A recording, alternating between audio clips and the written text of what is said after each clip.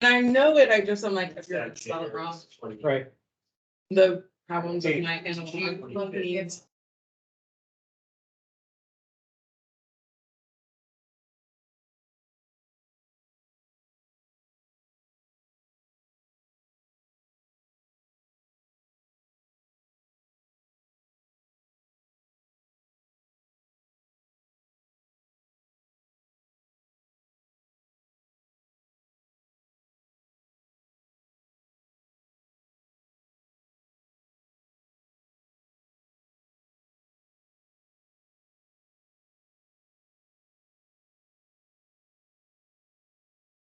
There's so much. Well, they're willing to take it's not anything that's like mandatory or present. Like, And I have faith. they're like, we're already doing it. I've also tapped out, But my attendance scan electronically. keeping track of. Like,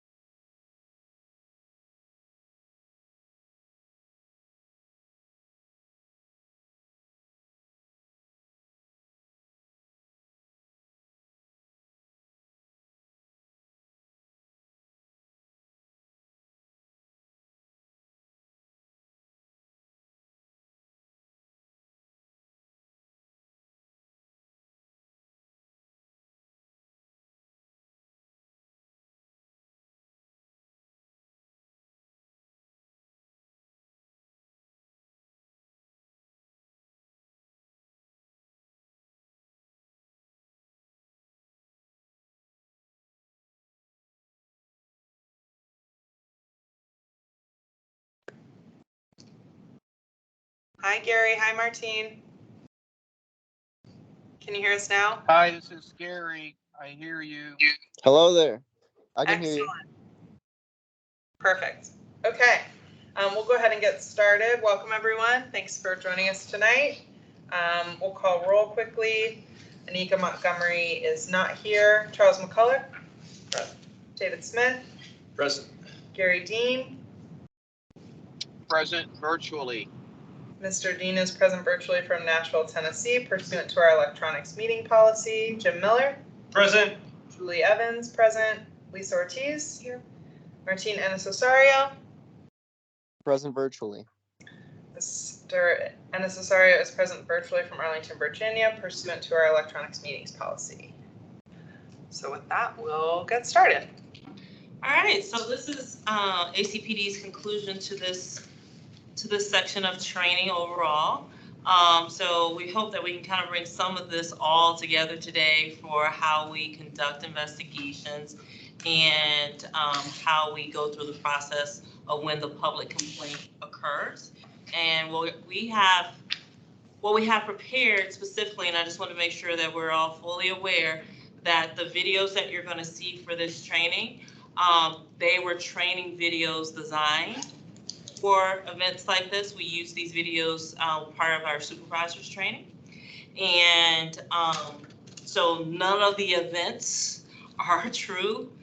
Get my whole Law and Order disclosure. Done.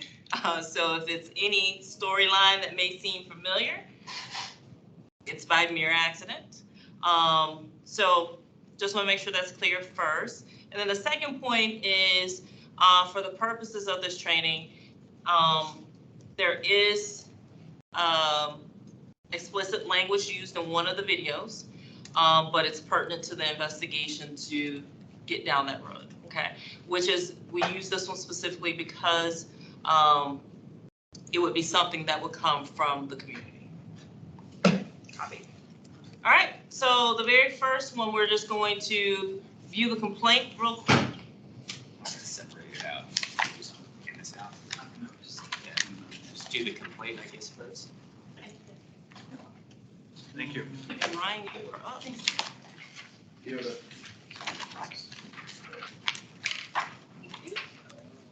It's very similar, typical of what we get in email from the citizens from to our internal affairs email box.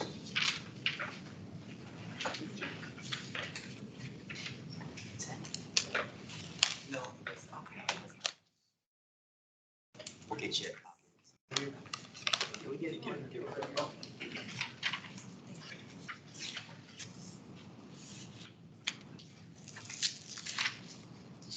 Martine or Gary, can you tell me if you can see the complaint on your screen so you have it?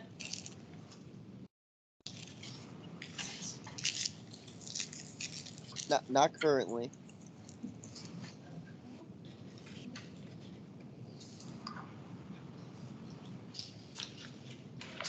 Yeah, I'm the same. I have it now. Gary has it I can now. see it now. Awesome. Okay. All right, I'm gonna pass the invest.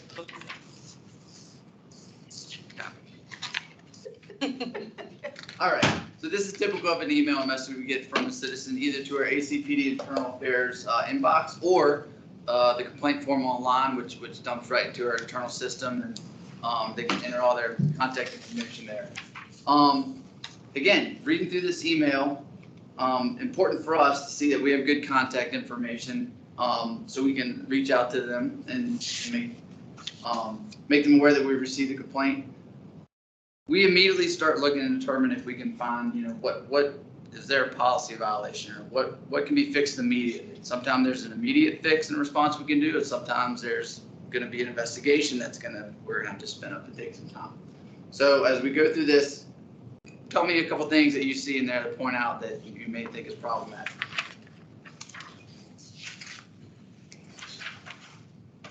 Well, the basic complaint is that the victim of a hit and run spoke to an officer who said, just report it online. Right. Investigate.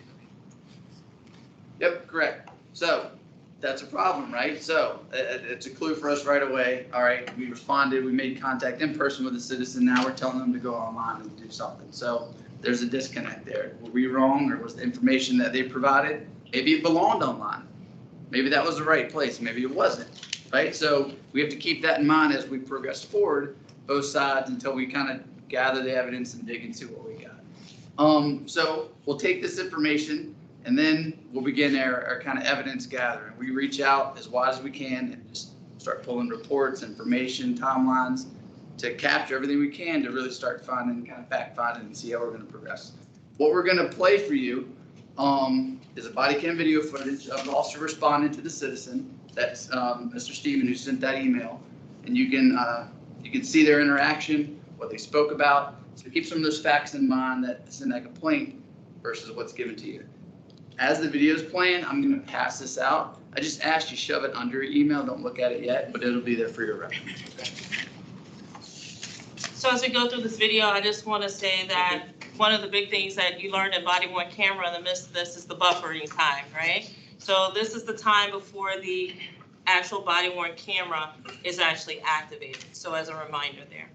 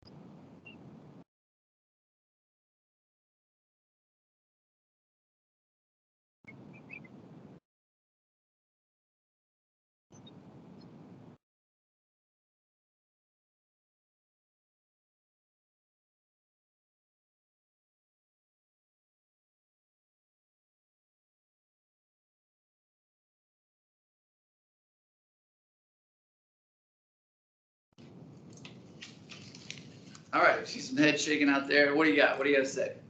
What do you think? I think you covered a lot of it right there. And he said a detective was gonna follow up. Okay, Doesn't look really that improper to me. okay. Well, I wasn't raising my hand, but did a detective follow up? All right, valid question, right? It's something that we got to look at depending on the timeline. If something was submitted, was that online report submitted, detective? But, so I'll pause for a second because this is where our office is obviously very knowledgeable of their policy and what's reportable. We'll start with the state guidelines of reportable accidents. If there's a motor vehicle accident, it's a hit and run, damage is over $1,500. You see the picture of that car? It's over $1,500. Subject's injured. Gentleman's claiming he's injured, took himself to the hospital, right? That's a reportable accident in the state of Virginia. Virginia State Police requires an accident report. So that needs to be done. Submitting an online report doesn't do that. The second part is our policy, the hit and run crash. Same thing, where there's $1,500 more damage, there's an injury, and really, really key here is solvability factors. What kind of things did he say that we could use to solve this? Toyota Camry, Toyota description of Camry, the driver, license. partial plate. All of these things, right? Really good pertinent information that he told the officer, right? So now we have a lot we can take in a report and we can go on. Completely different from that is if the officer shows up and he's like, yeah, I came out of my car this morning, somebody hit it, dented the bumper there. I don't know who did it. There's no tag, there's no cameras, no witnesses, zero solvability. That would be something we could direct them to an online report for a hit and run accident, right? Yeah. So is the assumption here that the officers didn't do anything else? Like, I kind of assumed that, I mean, they were taking notes or doing something, but is the assumption like they just got on their motorcycle and rode away? Doing anything? Correct. Okay, yeah. All right, so what I'm gonna do, I'm gonna let you flip over, start looking through that investigation that I provided with you. Take some notes, I'll give you a few minutes to look at that. And we'll go through that and I'll walk you through the steps of how we kind of got from the beginning and then to the end.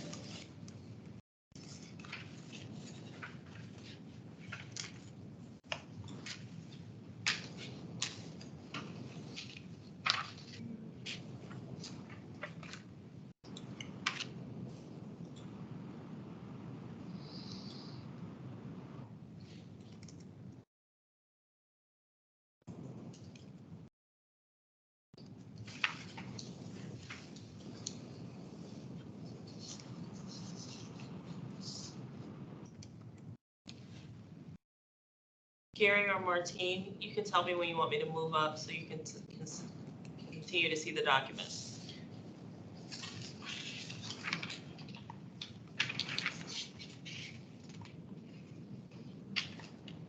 Could you move up a little? I'll let Martine. Yeah, go ahead, Martine, I'll let you, I'll just stick with you.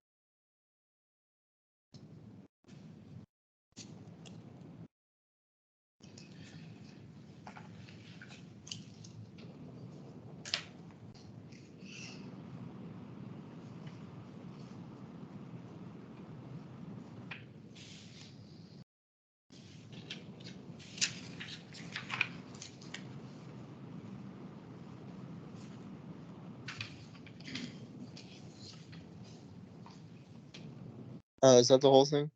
Oh, no. I'll keep rolling. Thank you.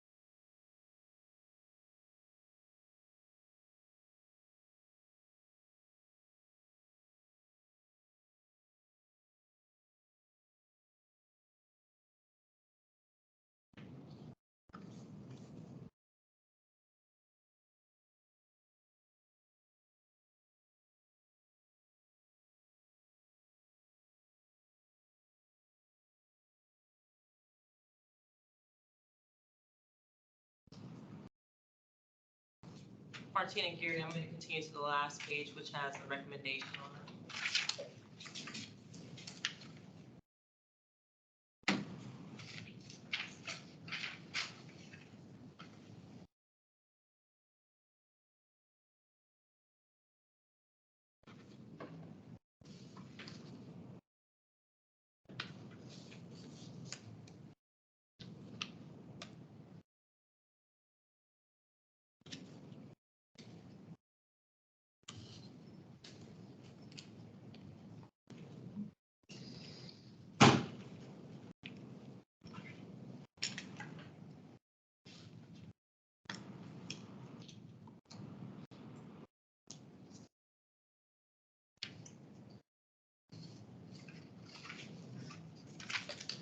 All right, so. Oh, what's the contact card? I'm sorry? What's a contact card? So in our levels of progressive corrective action, we have shift level counseling. We have as a lower level, and what that means is that the supervisor will meet with the person, and there is a informal letter that's put in their file just informing the person of what the violation was, keeping record of the date, as well as is attached to the investigation. So it does go against their record, but it's not something that would impact, that's not a gross impact. And that level is not considered disciplinary. And I think we discussed this previously maybe. The next level up from there is a letter of corrective action. Letter of corrective action is a formal letter from the chief advising of the misconduct or the violation of policy, and it warrants that any further disciplinary action, it would then increase further in the order of progressiveness. Then the next one level is a letter of disciplinary action, which is discipline, and that would include anywhere from 2 hours of suspension to up to 120 hours. Sorry, 120. Yeah, 120 hours in which the chief can impose. Any disciplinary action is grievable, and they, meaning the employee, may choose to go through the grievance process for that level of discipline. If it's anything above 120, such as demotion or termination, that would consist of a recommendation to the county manager from the chief of police, because that is the only level in which the county manager can impose. Thank you. Any questions about that further? How long does a contact card stay in file? 1 year. And the other letters? So when we say 1 year, 1 year is in your shift level file. We have a shift level file, and you have your IA file. The IA file, it does not get removed. Okay.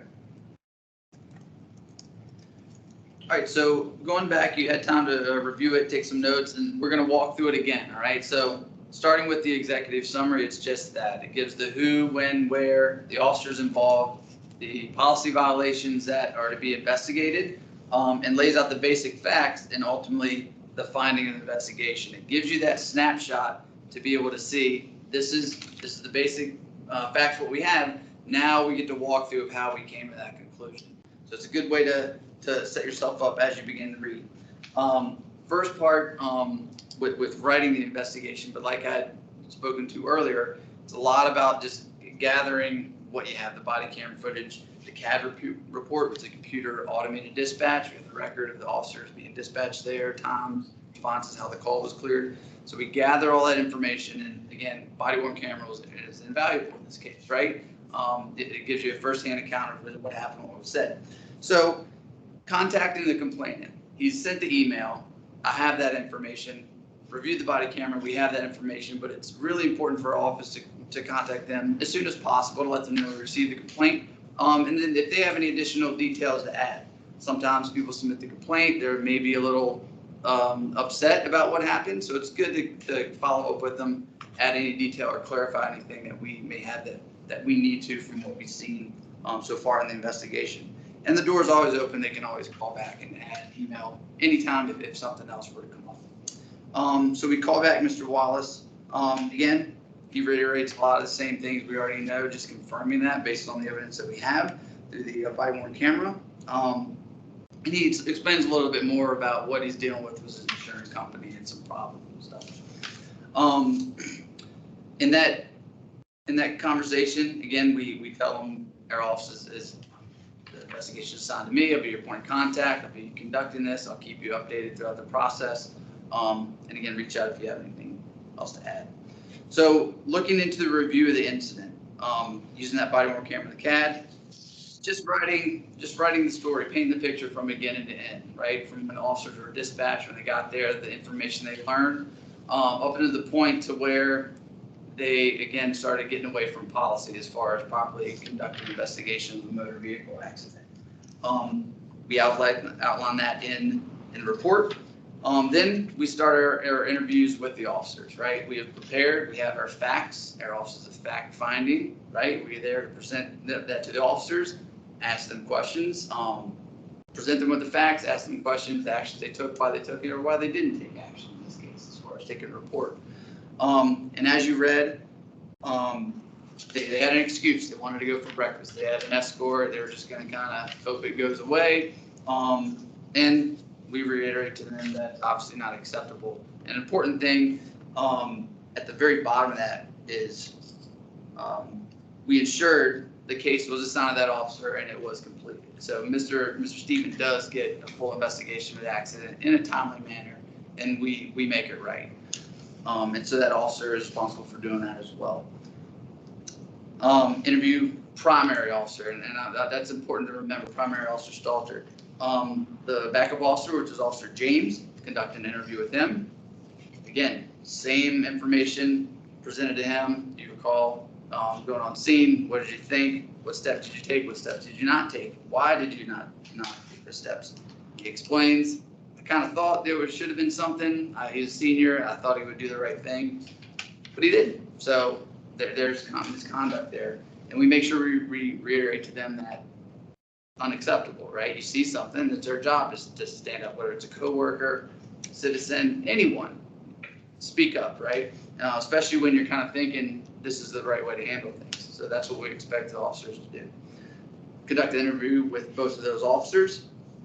At the conclusion of those interviews, take another review. Just go back and through, making sure we've asked the right questions, gotten all the information we can, and then we come to our conclusion that both officers were in violation of department policy.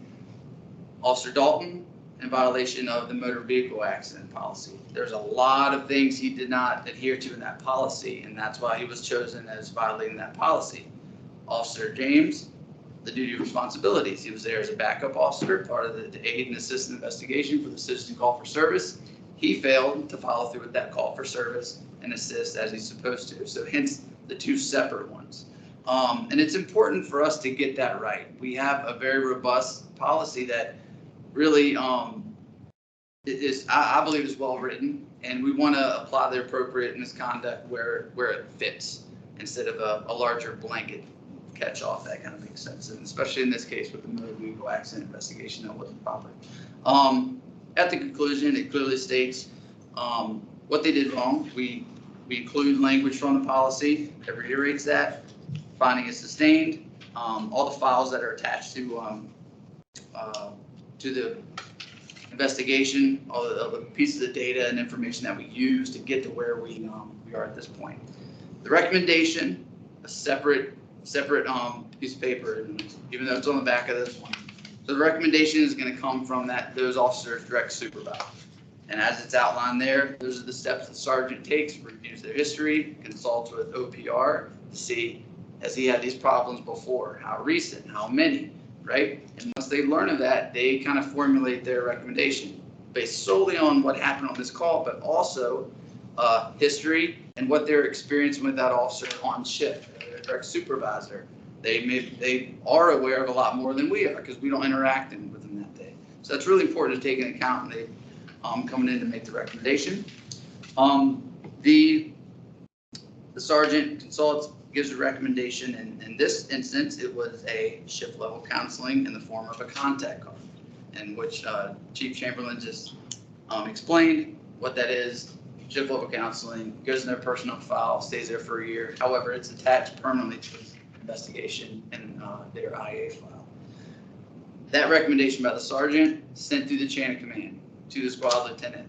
Lieutenant reviews all this. They have concurred, as it's indicated down there. The captain then reviews this, concurs with the recommendation of that contact card, and then to the deputy chief of operations, deputy chief. No, that says Deputy Chief Haas. Oh, okay, sorry. Deputy Chief Haas in here, and they concur with the investigation as well. So the recommendation starts with the officer's direct supervisor, who consults OPR, and then it's important it goes to that chain of command, those layers of review, to ensure that we're getting it right. We've looked at all parts and multiple layers that through that chain of command agrees on the finding of sustain. The matrix. Yeah. So for purposes of training purposes for us here today, we formulated what our considerations usually are in the process of reviewing investigations and making sure that they are above excellence, as I would consider it. So we provided that for you today of some of the things that you can consider only as a guideline, nothing that's concrete, to review and understand. Unfortunately for those on virtual, I don't have that information on the here today with us for the screen. So the recommendation is always made by the supervisor? Yes, OPR has nothing to do with the recommendation for discipline. What they do provide is the history in that particular information that you see there. They don't make any recommendations. What they will do is advise the chief if there is discipline imposed is whether it's fair and consistent with other discipline for the same type or similar activity for any previous incidents. Oh, so they. By other people. So that's part of what you provide to the chief is where this sort of fits in a, yeah. In a nutshell. Yeah. There's, I mean, generally speaking, there's no tick to incidents that are going to be exactly the same. Right. But However, what's in that ballpark specific to that type of violation of policy? and you said, sorry, it stays in the ship level file person. For contact card, the discipline for the contact card is for a year. Okay, However, for an IA file, it's there forever. okay. So I'm trying to think about the junior officer and sort of what his incentives are to speak up. This is not to say anything. Sorry. Okay, so what, say he didn't feel comfortable saying something at the time. Okay. Would there be another avenue for him to sort of, because I totally understand why a junior officer would not say something. Now, in this instance, if the person is beating somebody to a pulp, that's a different matter. I don't get that at all. But in this instance, I could certainly understand his calculation, which is, if I say something, I have a high probability that my supervisor here is, or the senior officer is going to get back at me at some time. If I don't say something, what are the chances anybody's ever going to know? I mean, unless somebody files a complaint, which probably doesn't happen as often as it might. So how do you help to create a culture where they're protected if they say something? Or what other ways can they? Do you want to answer? I was gonna say, I think the premise that, well, if I don't say anything, no one's gonna find out because the person is not gonna complain. I think that's not the calculus that an officer on the street makes. They're going to, if I was the junior officer in that situation, I would be like, hey, we need to take a report because this guy went to the hospital, and if we don't do anything, he's going to complain on us. We need to do something. That is the calculation that is made on the street, because I've seen this play out many, many times. Like, the chance of getting a complaint on something like this is very high because you have an individual whose car was totaled, who went to the hospital, and now you're standing there to do nothing. So for this particular circumstance, I would say that the incentive is the junior officer does not want to be, an accomplice to something that he should not be doing. And so that's the calculation there. And then for the second part of the equation, which is like, how do we create a culture that, you know, encourages things like this to come forward? And I think in my time here, I think what you do is, if the officers trust the staff at OPR, if the officers build that trust and relationship with their first line supervisors, that's how that culture occurs. And I can tell you right now, the gentlemen that sit behind me talk every day with the supervisors, with the officers, so they've built that sort of street cred to be like, you can come to us. We are willing to understand and like accept these things and then thoroughly figure out what happened. So, and I think most importantly is I think we empower our people to make their decision. Like, okay, you're not going to take the report, although you're the primary. I'm going to take it because it's the right thing to do. So I do believe from day one, as part of our orientations, the different pre-academy, we just did a pre-academy session, Reeve, so that's part of pre-academy. You do the right thing. There is a whole introduction of what expectations are here, and that's the reason why we have our high standard of excellence, is because of that. So I think it's not that we start at some point in the midst of training, it's the beginning, but it's also part of, you know, that is the standards of policing in Arlington County, that is the expectation, is for you to service the community. And that is part of our high level of service. So that's one thing I think that is pretty much understood. And I don't think junior, senior, anything's gonna matter. I'll take the paper then. I think that it would just be, well, I'll take the paper. And then the supervisor question is, this was your area, why you take the paper? And he was on the calls. So it all works out at the same time. I should say that this sort of thing is a problem everywhere. This is, when you have a hierarchical structure, it's always a problem. For junior people, they're always going to feel a little bit. So I'm not singling out ACPD and saying, you know, you guys have to problem. This is a problem in anything that has sort of a hierarchical structure. And obviously, the police have to have a hierarchical structure because that's how you make sure that chaos doesn't happen and things get done when they need to happen. Exactly. So, I think one thing I would add to that is we're a little unique in that there's options. If the employee is for some reason a little more comfortable to talk to his or her sergeant because that's who they work with every day, they can go to OPR. They can go to their deputy chief. They can go to the employee groups. And these things happen. I mean, the culture is there. I've been in IA twice and I've certainly been involved with it for many years now. And we do have people that bring things forward. So I think, but that's a 83-year building of a culture to where we have, the agency has high expectations of us and we have high expectations of each other. So I think, that's something that's always been meaningful to me, is that we do have complaints that generate from within, and it's an important thing to make sure that you're watching. So the police department that has no complaints coming from within, you have to ask why. Yeah, I think that's one of the most important things that goes to the heart of all of this. The feeling is like you can actually bring a complaint. I think it's a great point to bring up. And, my sense is that culture is there, and I think you're right, it takes a long time to build that. It does. It's built on trust and years. And, if an officer brings something to OPR,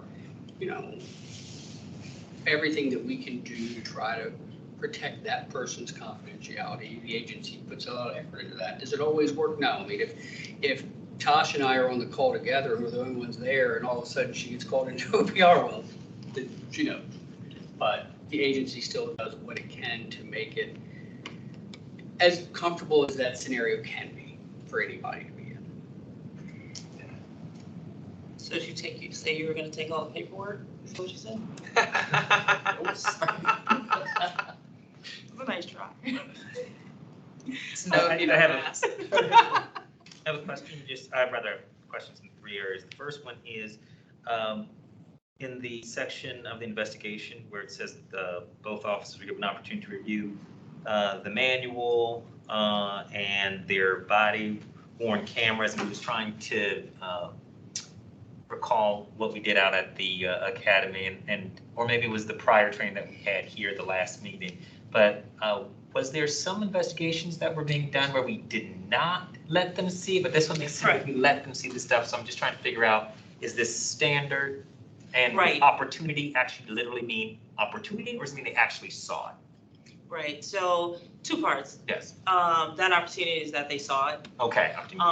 However, what you're referring to is when we had the any officer involved action that resulted in death and bodily injury conversation, that's that type of event. That is the one event in which the officer does not have the opportunity to review any video footage of them prior to speaking to the CERT detectives.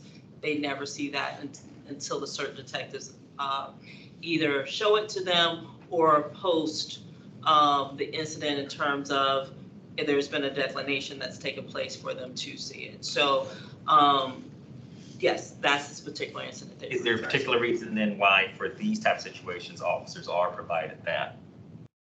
Because we're not trying to play the gotcha. It's here are all the facts that I have. Please provide me with any circumstances thus far from what I can see in this video, and from it's not a gotcha moment, but considering that sometimes officers can go on 15, 20 calls a day, right? And as well as a few hit and runs to go along with it, right. You know, that's reasonable versus the officer involved incident where bodily injury. I think they're going to know what incident we're referring to on that one. And 2, there's a time frame in which, you know, some of these complaints, there may be months in between as well. So it doesn't necessarily mean always that this is like the next day, such as this incident. Gotcha. Sorry. And one of the important differences is in the officer involved shooting scenario, it's important for the investigators to talk with the officer about what he or she remembers at the time, how they feel at the time before the video. I mean, I think normally the video is going to be shown at some point, but it's important to have that conversation first, because you don't want video changing recollection, but you know, what person remembers what they saw, how they felt. I mean, all that's very important. So it's just done a little bit differently in that scenario. That's it. Okay. And then the 2 questions I have about the recommendation sheet is, you said this comes under a separate cover. How long of a difference is that? And when we see it, do we actually see it all together, or is it that we see one part and then under separate cover we'll eventually see the recommendation? No, all of that would come together. Together, okay.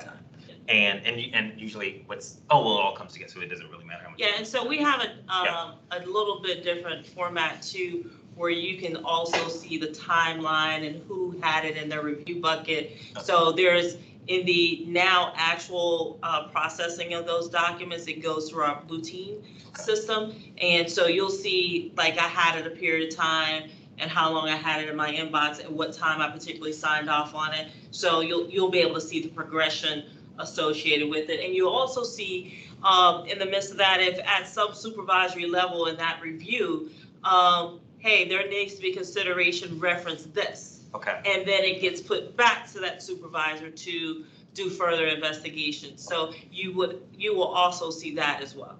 And then my final question is, if in the sign off someone does not concur, what would that look like if someone didn't concur? What more would I see? You'll see that further details, like I said, like, okay. Oh, I don't agree with that. You'll see it in the next one a little bit more that we go through because we did make that a part of that, that spill. So we'll get a little further deep into that. Thank you.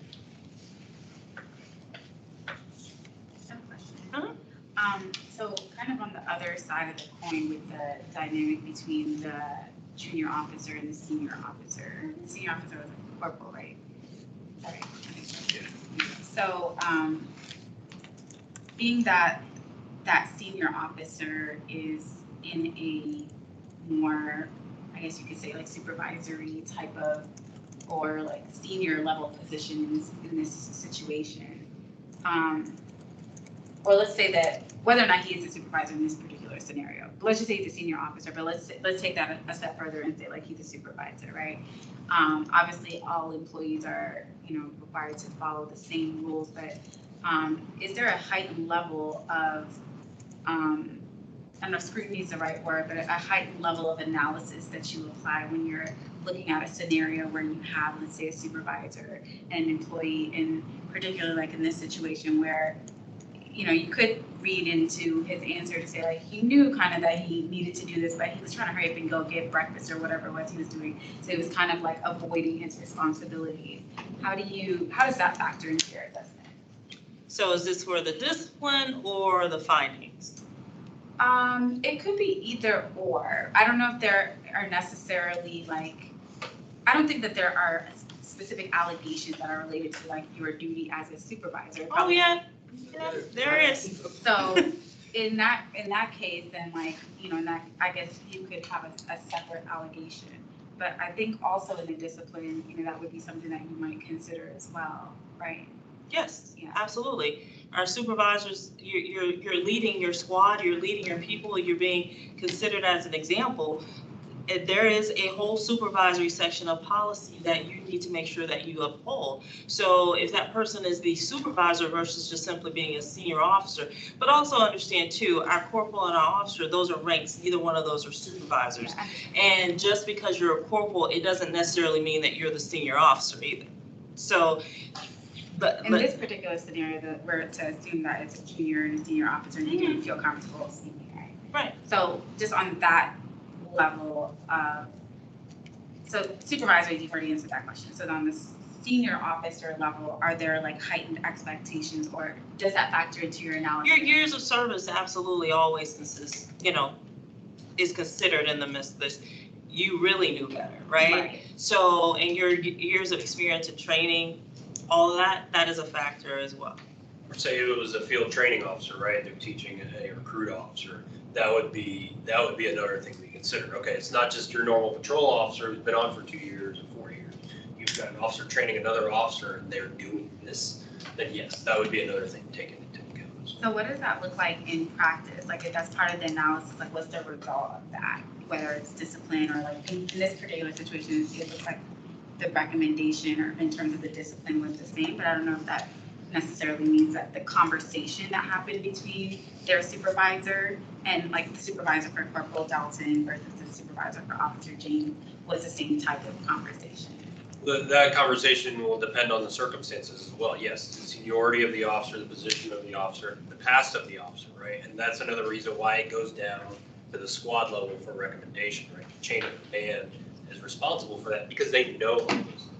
Me as the OPR lieutenant, I may not necessarily know all the nuances of that officer, how they interact with people on a daily basis, what their history is, what their proficiencies are, what their deficiencies are. So that's another reason for the recommendation going through the chain of command, because the chain of command is more familiar with that officer and their position and their history.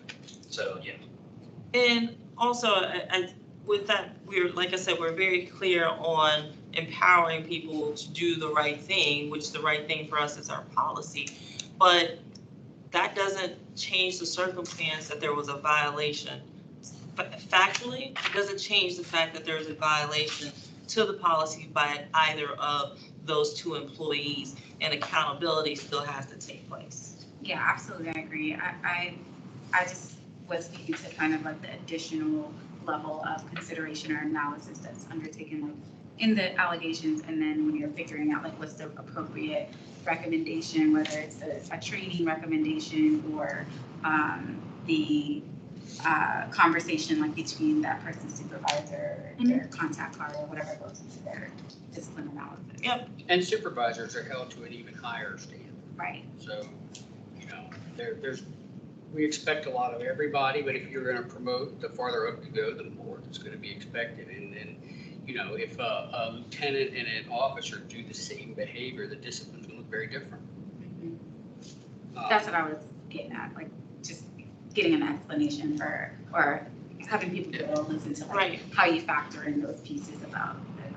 Yeah, and I think if that person was a supervisor, we would also include an additional allegation for failure to supervise. One that would not apply to these two officers because they're not subordinate teachers. I think the FTO example I really liked. Mm-hmm. If, you know, in that scenario, say you have an FTO, so it should be a senior person, and you have somebody who's been out of the infield training for 3 or 4 days.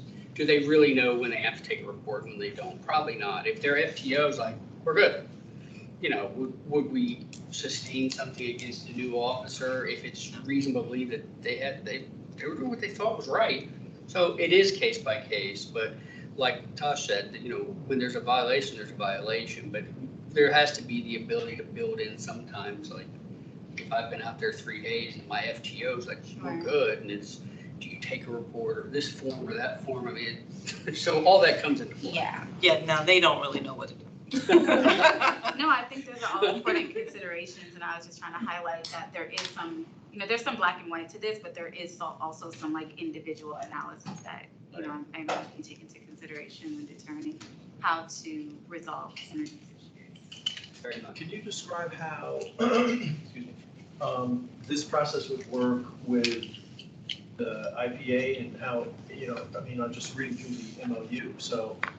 Well, I think we can start here with the document that we presented to you guys as some of the guidelines or things that you're looking at. I think most importantly is an investigative plan. That's one thing I think from the MOU perspective that we've discussed, that there is an investigative plan. An investigative plan for us is who we're going to interview, who are we going to, what evidence are we going to look at, and also ensuring that we have a good number of people in the room. Which generally is OPR, and then for this sake, I can see where Mummy would either want to be included, or she may decline and say, y'all got that, I'm not. I mean, that option is built into the ordinance. And then, like I said, for completeness is where everyone identified and interviewed. One of the things we didn't show you for the sake of time is we do have both body-worn camera footages for both of those, and from our CAD call list, we'll know the officers who were there on scene. That's the most important piece there. The evidence was identified, and the evidence for us for this particular incident was the body-worn camera footage. The investigation plan reflected the scope of the allegations under consideration. Lieutenant Allen explained to you, they initially identified what allegations would fit the complaint that was there and what they needed to consider. However, I think I just want to make sure also very clear too, is say in the course of this video, outside of what was complained on, if we see another violation of policy that is there and it's just there, but that doesn't necessarily mean that the community member is aware of our policy or what would be inappropriate, we're still going to address that violation as well, and that would become an additional violation to policy. But then you also have things like Lieutenant Allen said in terms of overarching, like you put one allegation there, and it may be this allegation is the greater of the lesser included of those two. Just like we don't typically go to the magistrate and expect that the prosecutor would stack charges on someone, and when you have lesser included offenses to make that parallel for criminal law to administrative violations. The investigative plan, like I said, reflected the scope of the allegations under consideration.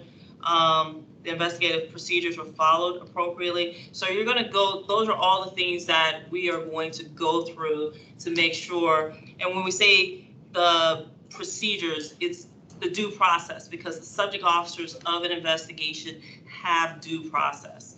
And one of the things you'll find in the investigation is they were given their employee rights and responsibilities, as well as their confidentiality orders. While you're currently under an investigation, you are not allowed to speak to anyone during that time. And at the conclusion of an investigation, your confidentiality order is released. Remember, these are still personnel records, so it's not like, oh, I can go blast this somewhere else, but respectfully. And what is the employee rights and responsibilities generally say?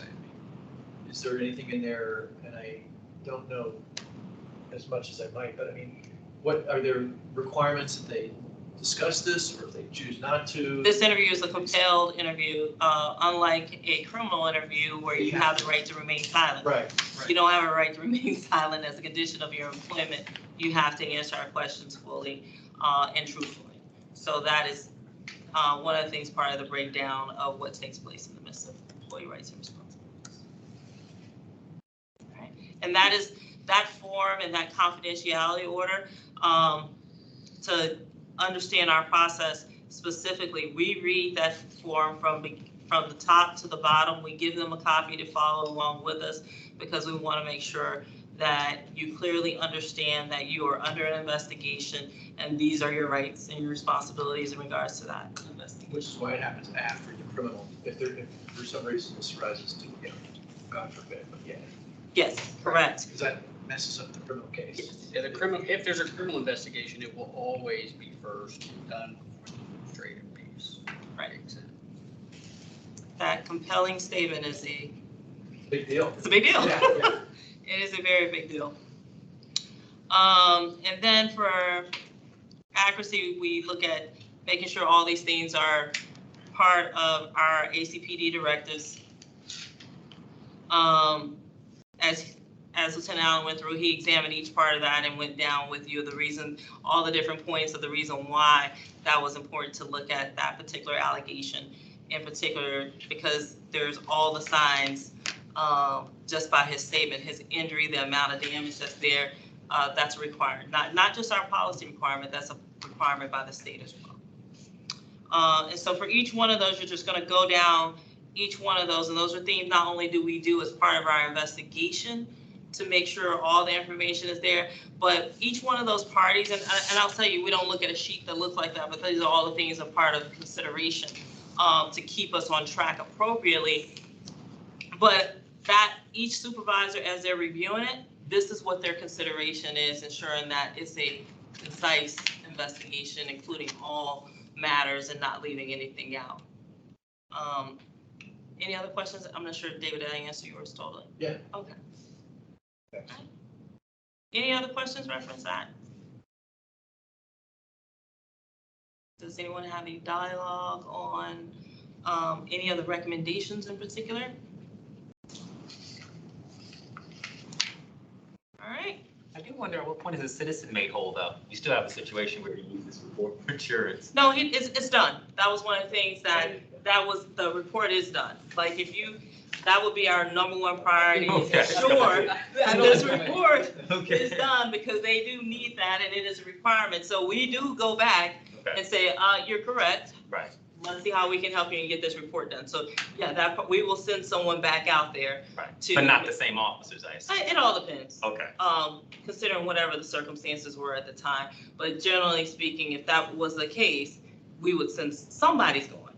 Okay. And what part of this does the citizen get? Of this whole, like they of this, they don't get anything of this information because this is part of a personnel record of the IA file. However, they get a closure letter from us citing, hey, this is what happened, and we held this officer accountable. Okay. We don't go into investigative measures. Okay. We just advise them that it was cleared and investigated by us. Okay. But you do inform the complainant of whether the officer violated policy? Yeah. When we were reviewed by Hillard Hines, our process, our letters, how we push those letters out were consistent to the high standards in the midst of that review as well. Particularly our investigative style, that was one thing that I think I was very happy to see and understand when they did they conducted that part of the review. These were random. We gave them all of our case numbers to review. They chose a random set. We provided that random set that they asked for. Like, so they just had a list of all of our investigations and they said, we wanted this, this, this, and this. We didn't pick and choose which ones they were able to see. So these were totally random by their system. They literally put it in an electronic system that gave them an electronic feedback and said, we want all of these. So that's how we made the decision of their sample. Well, not really our decision. They made the decision of the sample that they would see. Jimmy, like you have a question? Yeah, I was just thinking, I do.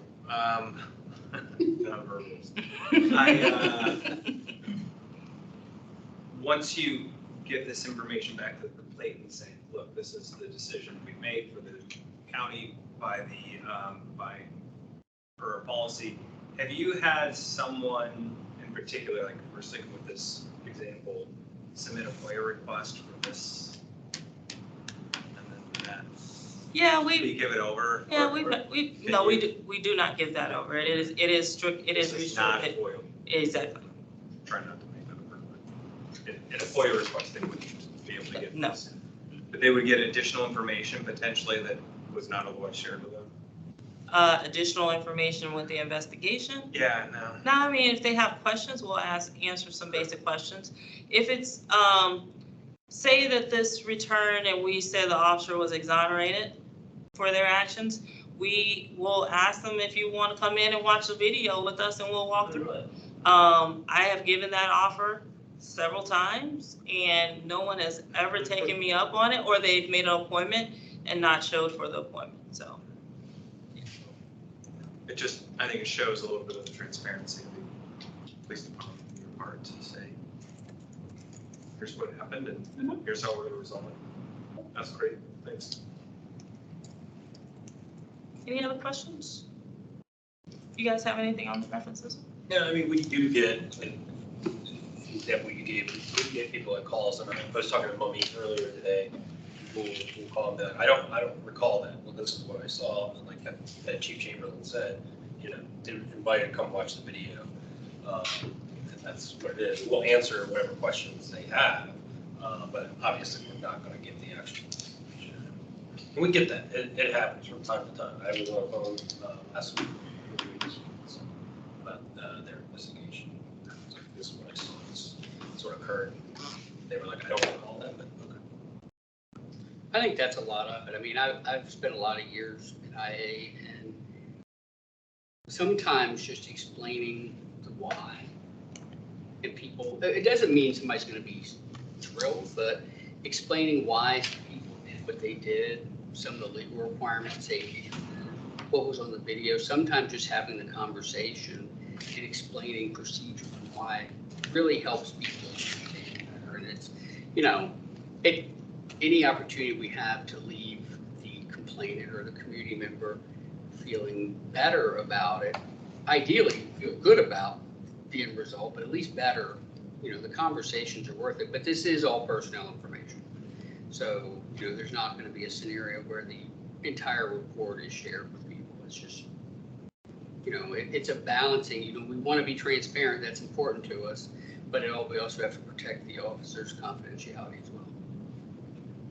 So procedurally, if there came a point or an incident where, you know, we as a COB had a different view of the outcome, how does that work? And so I looked at the chart you had there before, which is you go through all this process and the investigation is closed. And then Mummy makes, like, at what point do we learn about the investigation?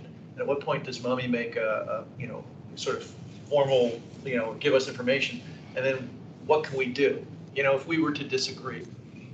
Well, that's where the one thing that's consistent throughout the ordinance, it speaks to that you can write a recommendation letter to the chief explaining what you oppose, disagree with, or any concerns or policy recommendations, and then the chief would then respond within 30 days. However, we would not go back through and reopen an investigation at that point, but it would potentially, whatever is recommended, if it's, you know, the discipline was not severe enough, or you guys have a heavy hand that we don't like this, this is an opportunity where we can reevaluate, but at that point, that investigation is closed. So, and will we get information from Mummy during the course of the investigation and be able to communicate back with her? Like, let's say, you know, that you did interview somebody that we thought you should. Would we be able to like feed that back to Mummy, and, you know, Mummy said, hey, you know, and she would make a request to you? I mean, is there some opportunity for that? I think there is opportunity for it. Like I said, Mummy would be, according to the ordinance, how I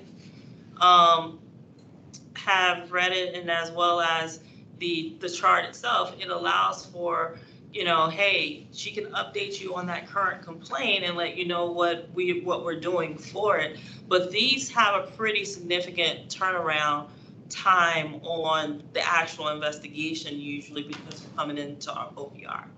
Right. And so how many of these do you handle I mean, I know. Last year, we had 64 externals, I believe 64. Right.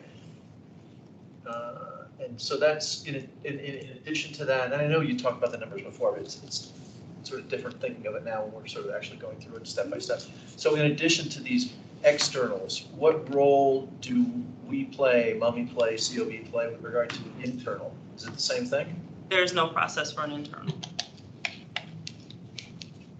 Oh, okay, so that's like somebody just complains or says, hey, I think something, like in this case, if the junior officer said, let's say there was no public complaint, and the junior officer didn't do anything on the scene, and then later came to you and said, you know, I think we should file a report, or we should have done something. How would that play out?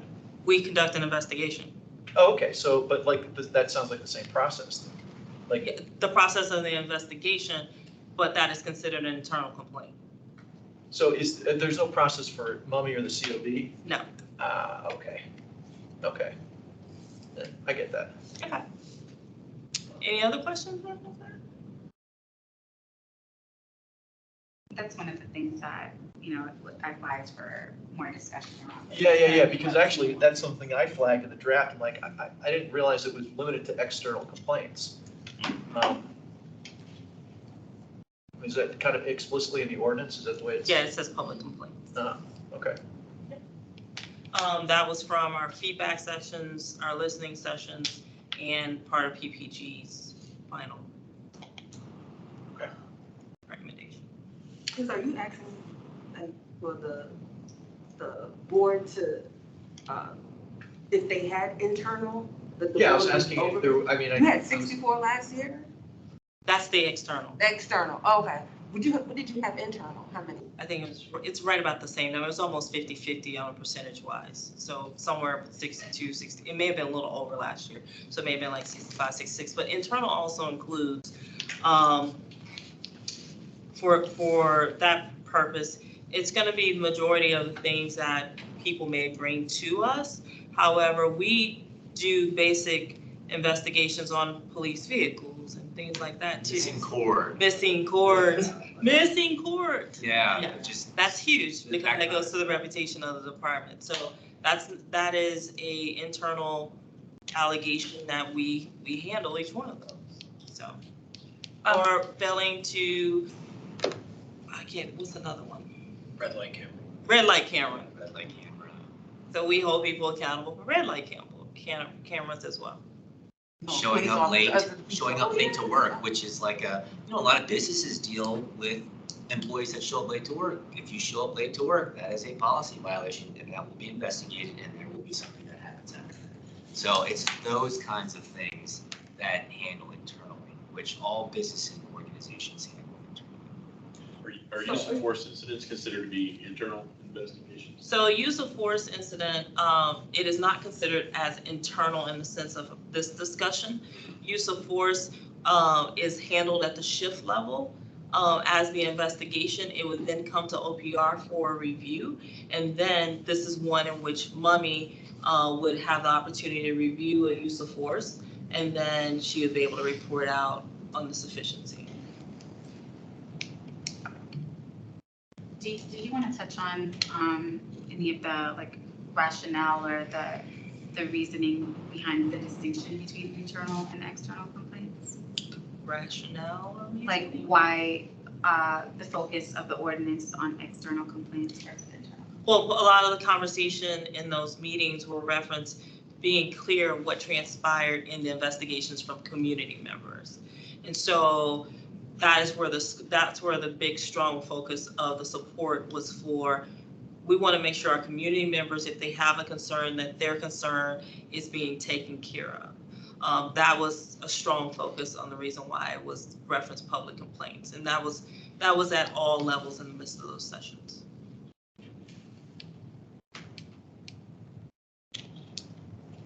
All right. Do you guys want to take a quick break or we can jump into the next one?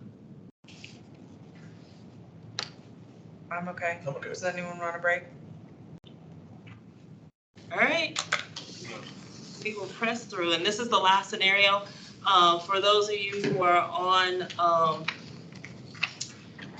on virtually, just a reminder, these are training videos. There is explicit language briefly that's in this video. And we will only play it one time for that specific purpose.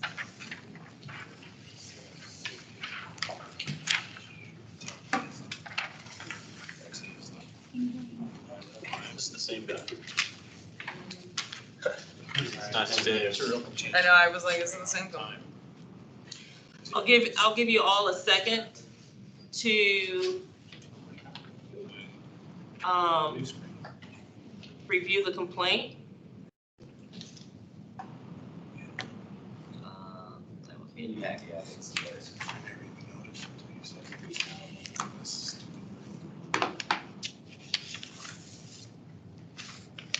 it the same person? Yeah. These are all training, so they're gonna have. Yeah, but we use the same name. That Oh, confused wait. me too. FYI, that confused me The too. name's been changed. He's the one that sponsored the door. That's the facts, man. Yeah, so just take a second to read that. I mean, obviously, this is common to receive a citizen complaint via email in our ACPD internal affairs mailbox, and this is part of some of the information you get. Sometimes you get a lot, sometimes you get a little, sometimes you get in between, and that's why it's always important to establish some type of contact with the citizen. Sometimes they want to talk over the phone, sometimes they prefer email because they want to document it a certain way, but everyone has their rationale. So reading through the complaint, what's the issue we see? The vague citation Okay, And he cursed at him. and wouldn't contact a supervisor. okay, yeah, so there's all valid concerns, right? So those are things we're going to want to address in our investigation. That's how we develop our plan. What are we looking at? What policy violations are we looking at, right? So that's how we start out, and we go from there. Is that, y'all have enough supervisors on shift to go to any time of the week that don't want your supervisor? So we have numerous supervisors on shift. There will be situations where a supervisor cannot respond. Okay. But we will make sure that a supervisor contacts that person. We oftentimes have citizens that call in. They may not request a supervisor on the scene, but they'll get home and they'll say, something's not sitting right with me, or I have a question. They'll call our dispatch center. I want to speak to a supervisor. I was stopped. An officer came to my house for this type of call. I want a supervisor to call me. Dispatch center notifies the supervisor on duty, or if there was a supervisor assigned to the call, the supervisor usually makes contact. Or they'll call our office in the OPR and say, hey, I have a question, this, that, the other, and then someone will talk to them. So there are various mechanisms. We have supervisors contact citizens because they can't come out to the scene, or because the officer informs them my supervisor is not available, or the supervisor cannot make it. They'll contact you, they'll get a phone number, an email, etc. So there are various ways of doing it. But yes, not in every instance will a supervisor be able to respond. There could be a critical incident, something else going on. So there's a variety of factors. All right, so we'll move to the video. Obviously, as this investigating supervisor, you've developed some of your policy violations, potential policy violations. You want to make contact with the citizen. You want to know what's available. Is there body camera, right? And yes, there is body camera. So this is what you're going to see when you review the body camera.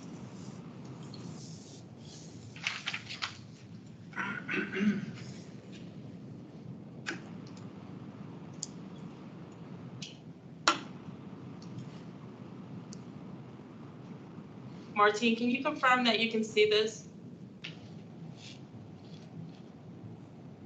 Yes, I can see it.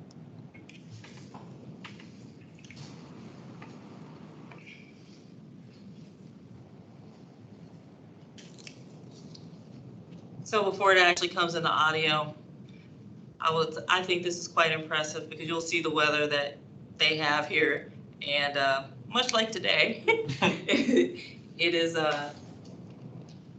quite impressive that they decided to do their Academy Award winning performance for training.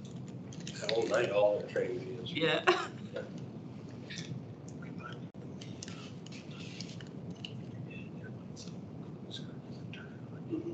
Yeah, I like it. There's a sensor because the sensor in the car camera and then trigger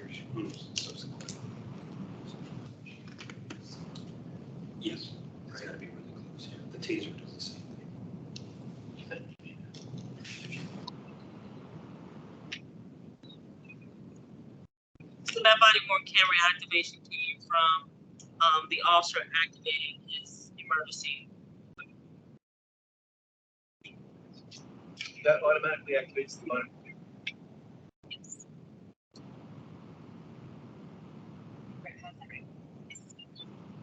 Yeah.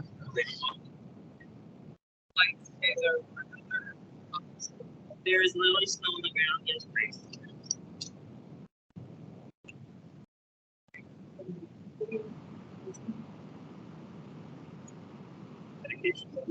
Dedicated. I realized that it was Saturday. I was like, yeah. I would move the phone the next day.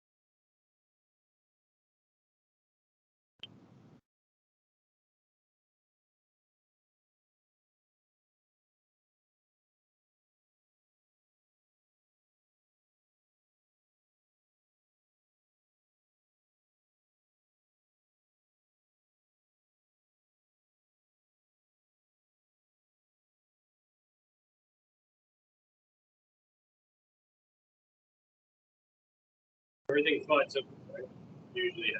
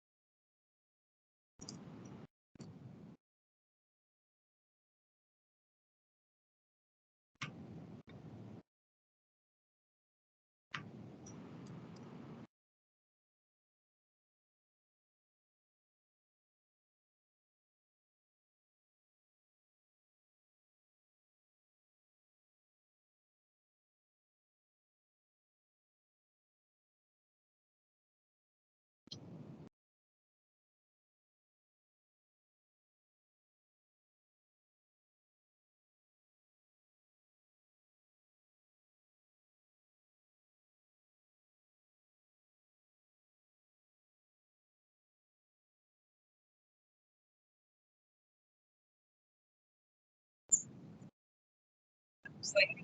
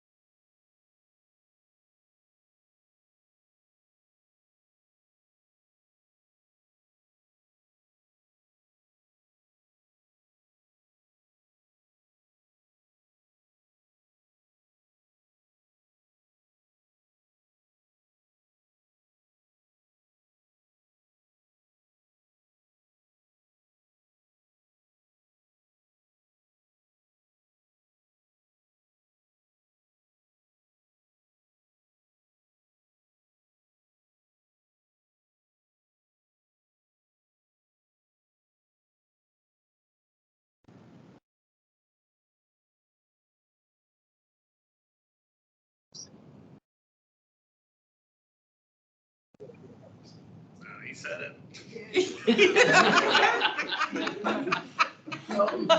Said it under his breath. Good microphone. All right, so obviously, what's the issue? What's the glaring issue? Everything was good up until the ticket came out, right? Yeah. And the citizen wanted to argue the ticket with a supervisor. Is that a valid reason to call a supervisor to the scene? No, but does the citizen have a right to speak to a supervisor at some point about the ticket? Yeah, absolutely, right? But the officer's being rude, officer calls him a fucking asshole. Excuse my language. I apologize. What was the briefing before the meeting? He uses profanity and walks away from the situation, and that's what we have, right? So take a look at the investigation, just like we did previous, and see what you think. And then there's also the recommendation. So we talked, the question was brought up about the recommendation. What happens if there is a deviation from the original recommendation? And then we'll go into that as well, and how that works out. It's important for the supervisor who supervises the officer in that chain of command to make that recommendation. That's why we have the process. Okay, Martine, I'm gonna rely on you again. I will keep moving it. If I move too fast or too slow, just let me know. Sure, thank you.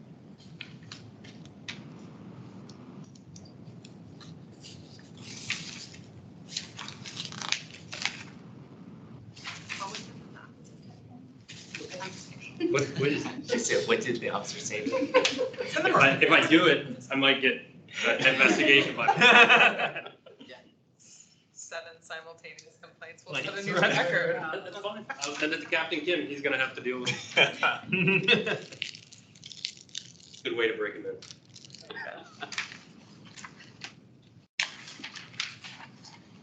They actually say it several times in Yeah. the report. Gotta quote So what the, it's- there's no way of missing no, no way. It's gotta be thorough, correct? it. Extremely thorough. And accurate. And accurate.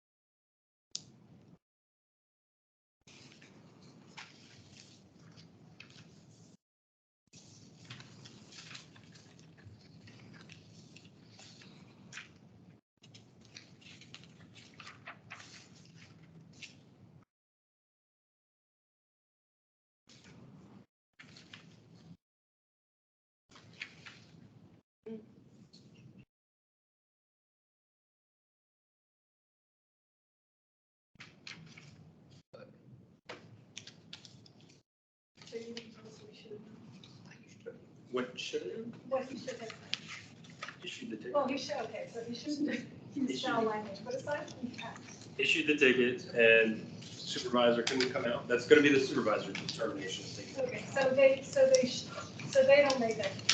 They would, Yes, Let in it most know instances, somebody- yes, in most instances, unless it's something where it's just blatantly obvious the person doesn't want a supervisor. But that, we tell them, they want a supervisor, notify the supervisor. If I, as a supervisor, say, I'm unable to come out, I can't make it out, I'm not coming out for that reason, I have that rationale, but I will attempt to make contact with them in some form or fashion. I will call call me at this number, etc.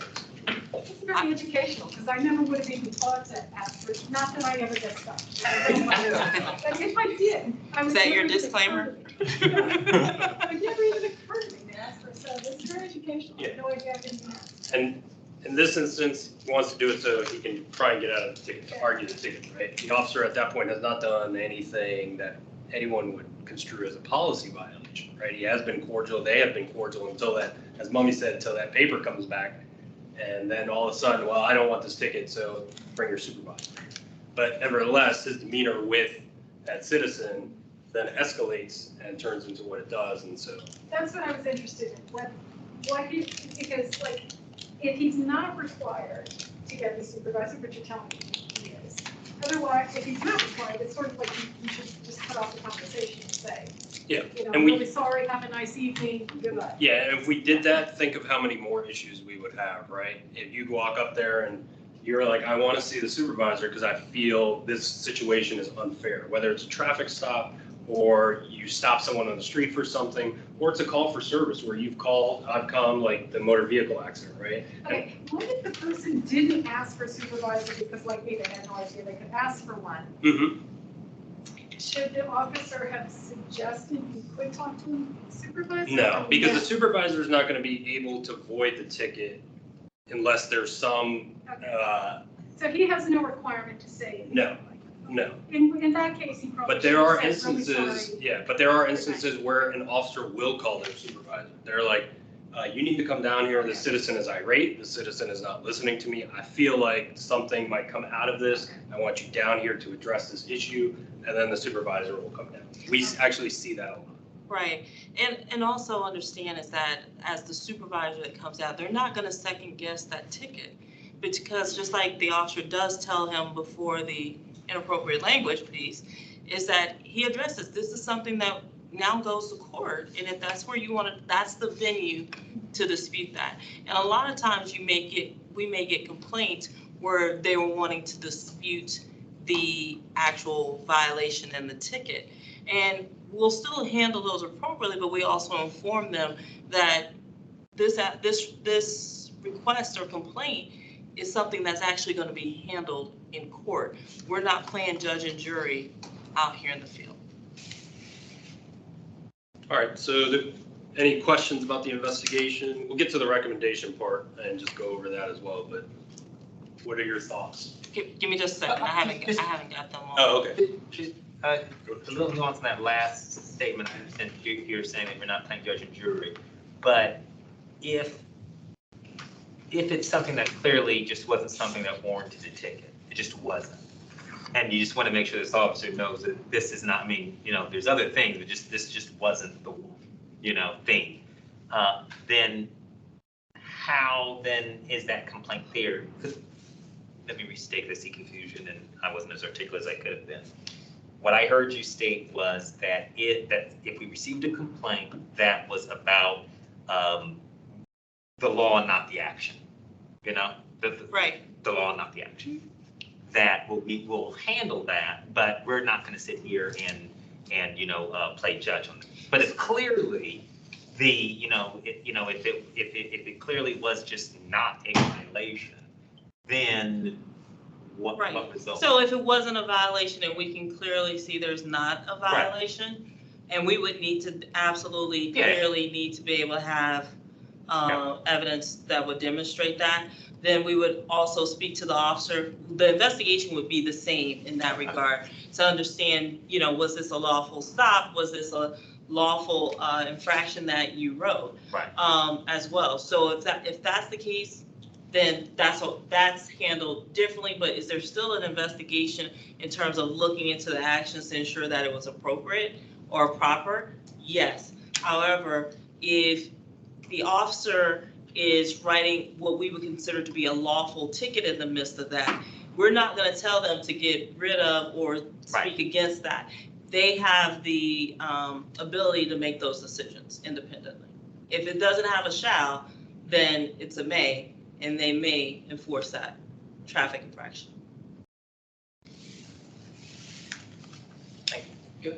So if he hadn't used profanity, just didn't have the supervisor come, Do you think the disciplinary action would have been the same? Well, it depends on all the circumstances, like we said before, right? So what's the officer's history? What situation have they been in before? And so in this instance, you see that they have a previous violation, right? So that's why that chain of command comes into play, right? You check with OPR, what are the previous violations? Because in the IA file, we have all of those, right? And that's why the supervisor would come to us and say, unless they didn't have it in their own personnel file downstairs, what did they do before? Is this a pattern? Is this indicative, this action indicative of something they've done or they've come close to doing in the past? And that's where that comes from. So it may not necessarily be your second violation or third violation that bumps you up. It could be that this violation is egregious. Now you look at it, you look at the totality of the circumstances. Okay, they didn't curse at the person. They told the person, hey, come to court, do this, do that. They weren't rude. They were like, sir, I'm sorry, that's not going to happen. If you want to call a supervisor, you do this. If I'm not having a supervisor come here, that might be a little different, right? But in this situation, it is, I'm not calling a supervisor, we're not arguing about this, and you are a blah, blah, blah. That's what makes this a little more. And the person has a previous violation. It may not be the same circumstances, but it's for the same policy. Mm-hmm. Do you see the way he handled the supervisor issue apart from the bad language as problematic? I mean, it didn't come off that way to me particularly. Are you saying that? Like, because he said definitively, I'm not calling supervisor, as opposed to, well, I could, but I thought that was okay. To a certain degree, it is, but it's all encompassing, right? You're explaining why you're doing it, and then you're getting into the position where you're being rude, right? You're like, I'm not going to, it's not happening, etc. And then you use the profanity on top of it. So you have to take that all into account. If you provide the citizen a reason or another avenue, that's a different story. But obviously, we're not in that space with this violation. And I think other thing is when we look at this as well, just to piggyback off what it says, all encompassing, is we know what radio traffic generally looks like at that time of night under those circumstances. Well, that's also the reason why we were able to shoot the video during this time, but it's also snowing outside. There's nobody. Well, why can't the supervisor, what is reasonably expected of the officer if we're still trying to provide service at the same time?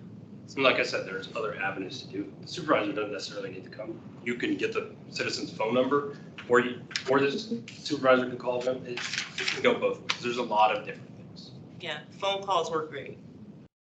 For this one, it says the interview was conducted during one of the officers' regular work days. Is that normally? That's standard, yes. So it's got to be during one of their normal work days, so that we have the Bill of Rights. Yeah. We got to be there. We can't force them to be somewhere at some time unless there are other circumstances. Okay, so if there was other circumstances, we'll blank that too. Well, I think one of the easiest ones for us would be, say they're coming in for court, and so, hey, when you finish court, can you stop by? Gotcha. That would be one of the things. Other than that, we're the ones, well, OPR is the ones who are inconvenienced, and they adapt and shift their schedule around to fit the needs of the personnel that we're addressing. What other questions? So let's talk about the recommendation. So if you look at the recommendation, you go through it. Sergeant Smith reviewed the file, and Sergeant Smith decided that it was a violation in their eyes, and they decided that it should be an LDA, right? Letter of disciplinary action. Lieutenant Grinder gets it, who's the next level of command, right, above Sergeant Smith, and looks at it and says, while egregious, it's uncharacteristic, and they should only receive a letter of corrective action, right? So everyone's giving their opinion up until this point. They have the same facts, they have the same items available to them to review. It gets to the captain level, and Captain Trumbull concurs with Sergeant Smith's recommendation, which is a letter of disciplinary action with 4 hours taken away. That continues up the chain of command to Chief Haas and then to Chief Penn. Chief Penn gets it, who's the ultimate decision maker, because this is going to be actual discipline. It's a letter of disciplinary action and is grievable, and says this is what's coming down, and it goes down. Although someone might say, okay, there's a difference here. Why is there a difference? My personal thing is it's good that there's a difference. People need to have various opinions and talk these things out as to why, because there may be something I don't see or Chief Chamberlain doesn't see when it goes through the chain, right? Do I know this person as well as the next person? Do I know their file? Did I miss something? Either to their benefit or not to their benefit, right? It could go the other way, right? It could be a low level and then it could go a lot higher or vice versa. So I think it's healthy, but it is worked out. It goes through the chain and it's decided by all levels. So one thing you can't see here on paper, and I know we're specifically talking about investigations, but one thing that sticks out to me when I read a statement like that, where it says the conduct was egregious, but it is uncharacteristics. Put aside the previous event that's noted here. The fact that that person is saying uncharacteristic, one of the things that it doesn't change the discipline at all. However, what I think we do a very good job at is if you think it's uncharacteristic and this seems like there's something else, we will try to find out if there's some other assistance that that particular officer may need.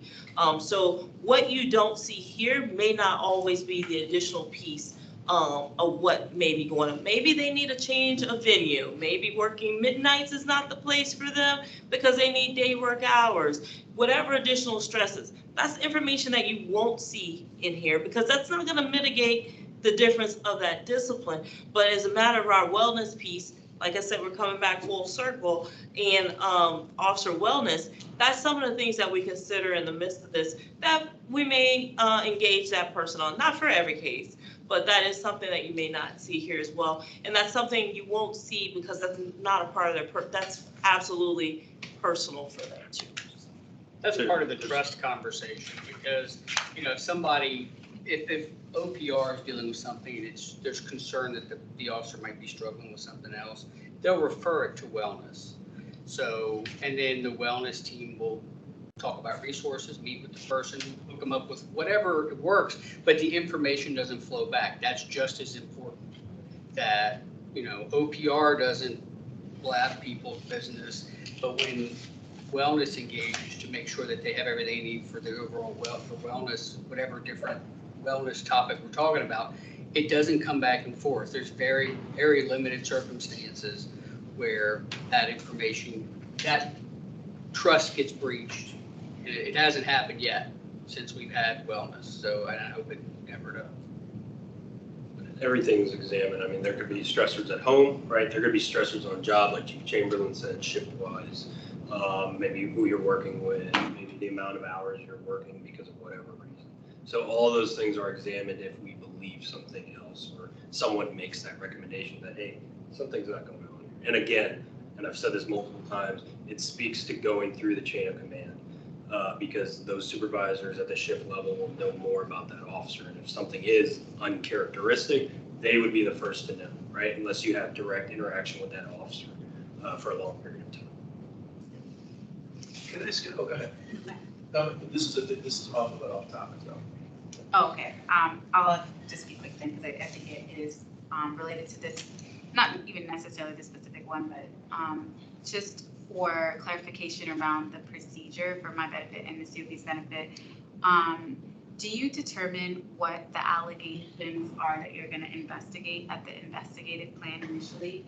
And then at the end, or throughout the course of your interview or something, if additional things pop up or you look at the body worn camera footage and you're like, there are some additional things, right? You add those into your investigation. What if, well, maybe my first question is, at what point do you make the determination that you want to add the additional allegations? So say it's at the beginning, right? Say we reviewed the body camera, we speak to the citizen, we will determine those allegations there. Say we're in the middle of the investigation, right? We're in there talking to the officer, and the officer says this, that, or the other. And now we have another policy violation, right? Something we have to stop. We have to then generate a document, put that allegation before them so that they know exactly what we're talking about. Like we've reiterated, it's not a gotcha moment, right? This is about fact finding, and we try and get everything we can before, but yes, there are instances where you're talking and other things come up.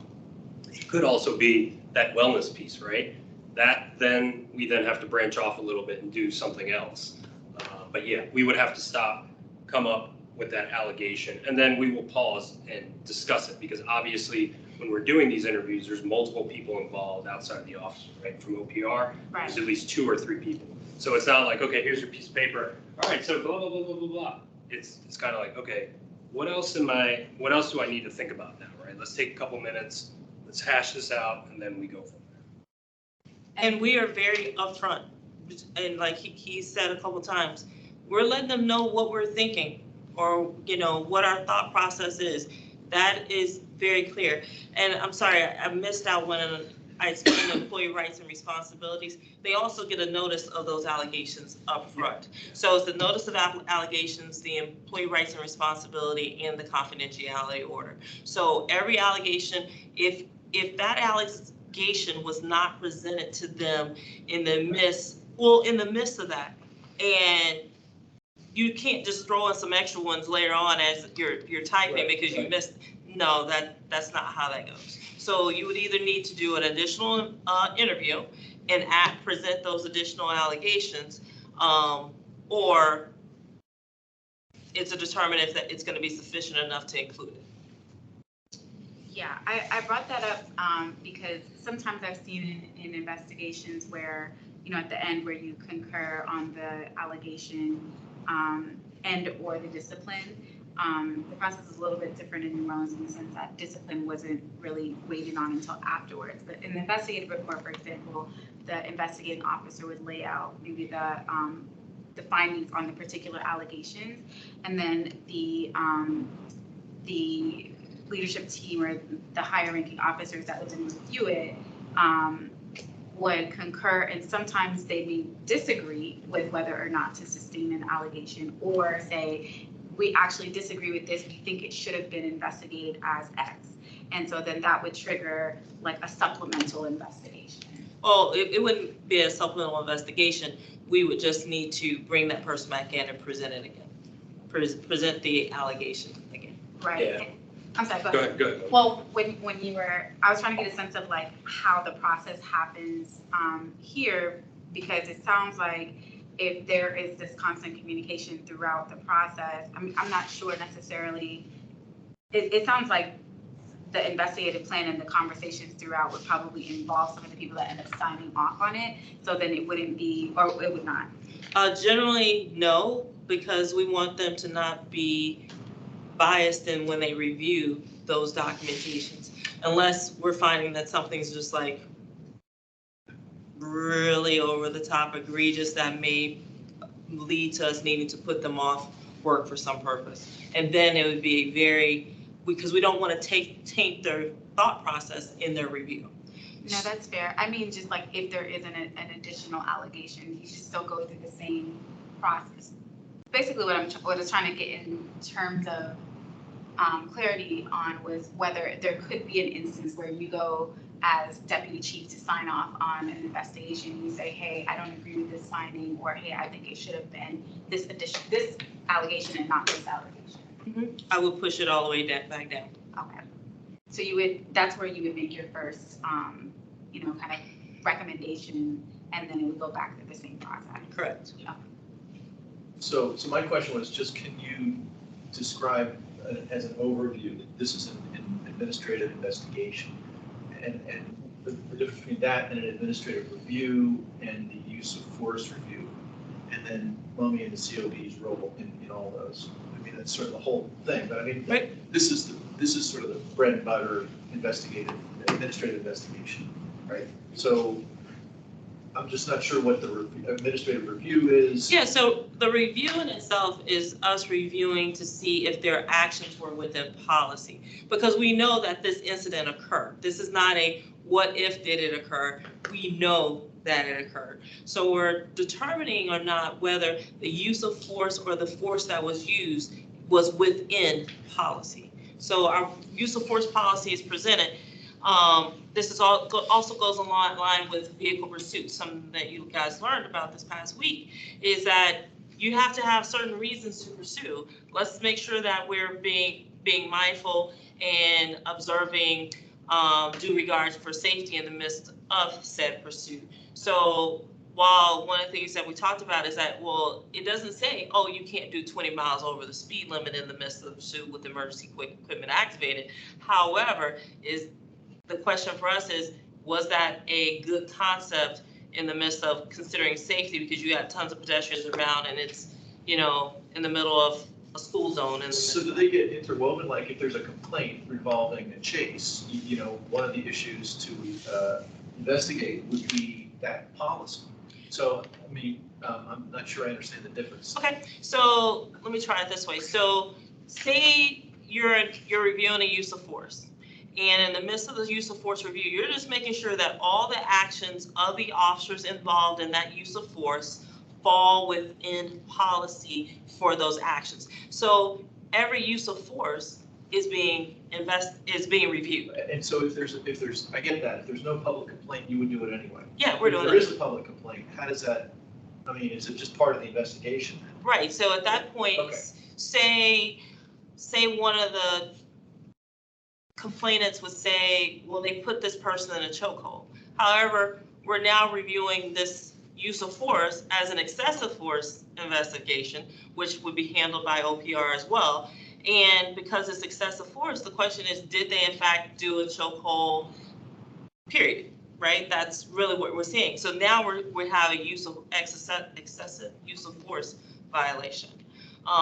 So we're gonna review it again to ensure that it did not occur, but also, and I really chose the wrong concept in the midst of what I just said, because excessive force is also something, a complaint, we would also report to the Commonwealth Attorney, and she would have an opportunity to review the investigation as well if she saw fit. So an administrative review is self-initiated? Yes. And if it would have happened as part of a public complaint, and the complaint comes in first, you just do both together? They would be separate. The citizen complaint would be separate from the So administrative. separate paperwork and separate, Yes. okay. Yes. So like another way of looking at it is like administrative review, right? Supervisor authorizes a pursuit well within policy, right? But the administrative review is conducted. Yes, I know that Captain Kim authorizes pursuit for a carjacked vehicle where the person shot at someone, right? Good to go. It falls within policy. But what we don't know is during that pursuit, were the officer's actions with due regard for safety, were they within policy? And that's what that administrative review is for, right? So it's a double layer of, even though we know the pursuit falls within our policy, are the actions of the officers during the pursuit within policy? And that's why we do that second layer, because we want to make sure that we're holding ourselves accountable. Okay, so you don't get many public complaints that overlap with these kind of administrative reviews? Not a lot, no, but I think the other part to what you're saying, if we see someone, and this was brought up this weekend, is we see identify an officer doesn't have a seatbelt on, and they're also on their phone texting someone at the same time, and they're in a vehicle pursuit. I'm really kind of going outlandish here. There are other violations, and that's going to be a separate investigation. That's not going to be something that's within policy that we investigate as well internally. And what's Mummy and our role in an investigative review? So for a use of force, according to the flow chart that was published, the use of force review would be conducted, and then Mummy would have an opportunity to review it. And the reason why it's not OPR is conducting the initial review is because that's done at a shift level. And all that's going to be done, we'll be notified that it happens, and then it comes up the chain. One thing that OPR does, which is different stuff from some other departments, and I think this is something that speaks to our responsibilities in this, is that OPR, nothing goes into our administrative investigation or administrative review system without an OPR review. So OPR personnel, though it may be a declaration that this is within policy that comes to us, even after the deputy chief reviews it, they are still going to review it again, because at that point, they are reviewing it on behalf of the chief to ensure it put the department stamp on it for those purposes. And if they see something that all those people in that chain, for whatever reason, missed, it will go right back down to start that process all over again to review for those circumstances. That is very rare, but one thing that we just saw and why you guys watched the video, some people heard what was said in that video and some people didn't. So some things are missed. We watch a lot of video. So, but that's the point of the checks and balances through the process of the chain of command and through OPR as being the final, keep going through those steps. We don't just let one person make that decision in the silo by themselves.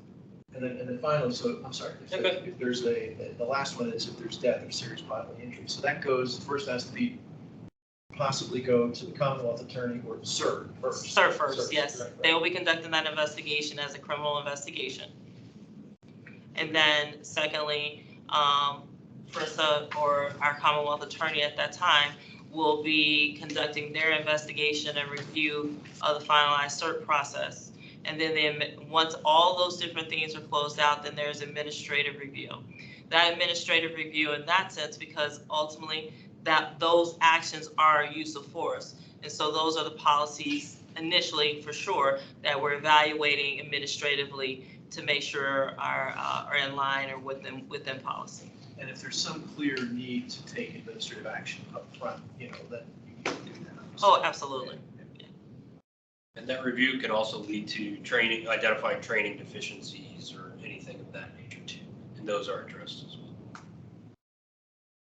And we have a procedure. If an officer is involved in a traumatic incident like that, I mean, they're automatically being put on administrative leave. And, as the process moves, there's eventually a screening to make sure they're ready to go back to work, or they in a place where they're good to go back to work. So there's a very defined process to make sure that we're not putting somebody back to work until they're ready to be back to work. Thanks. On the investigation itself, are there any questions or concerns about some of the guidelines that we set forth or what we're actually looking at?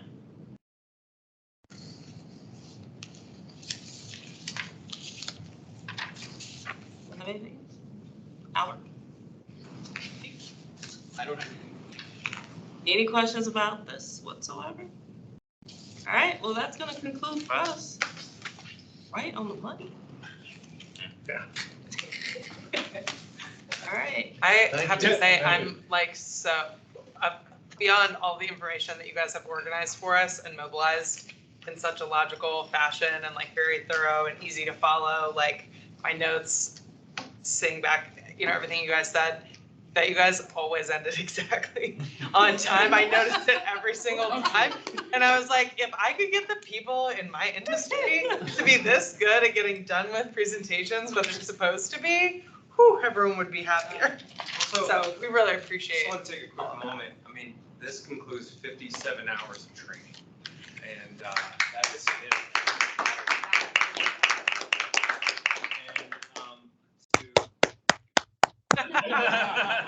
Yay, Marcy. Thanks, Martine. Appreciate that.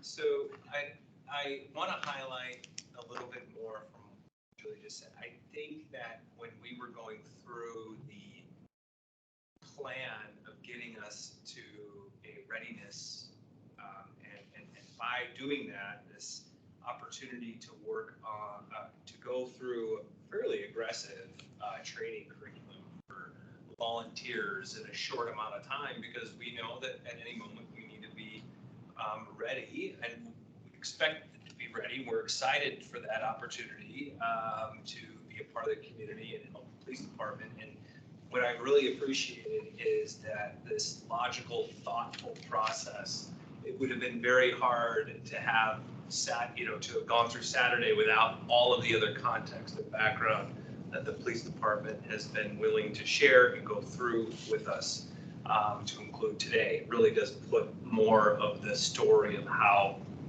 the police department serves our community. So big thanks to you all for what you do. And it's not beyond me, as I've said many times, of how difficult your job is. I think one of my big takeaways is just that, I feel very safe in my community. However, what I've learned is how the effort that it takes to provide a safe and very secure community. And so big thanks. And it's been a privilege to go through all this Thank you. Thank you. Yeah, definitely. Thank you, guys. Thank you. Especially thankful. I know from working with you so much time to see how much blood, sweat, and tears and time and just joy, really, that you put into designing this curriculum and executing it. And I know that that was, with the support of everyone at the department, all the trainers that we had an opportunity to learn from. Just really grateful. I want to acknowledge the amount of time and energy, and that we're lucky to have that, because it's not happening every year.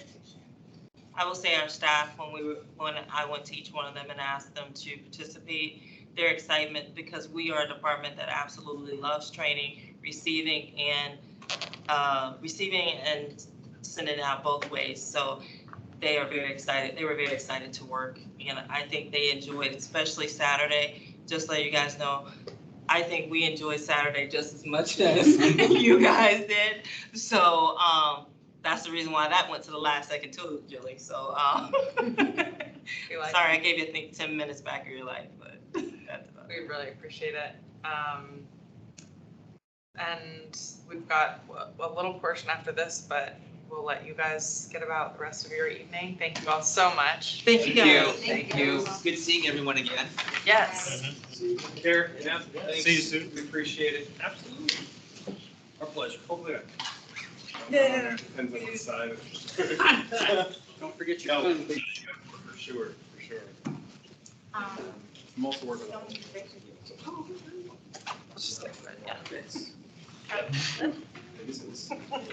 Hey, is it later tonight?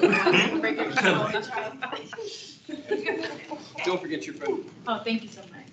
Do you have a special answer for all your conference? Good seeing you. Good seeing you. I have like two Thank you secret so dogs. much. I was like, Sorry. You're fried.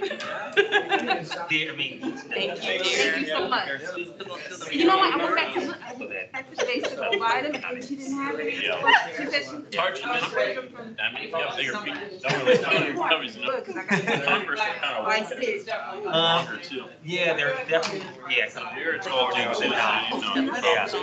And then they're not the, Oh, you trust me. size. So, I know. so I think it's like almost. That is so far. Size and a half. You have to look at the top, you can't.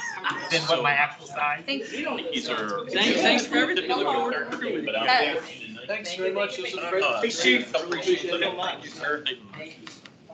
I hope I don't destroy it. I don't think I could have.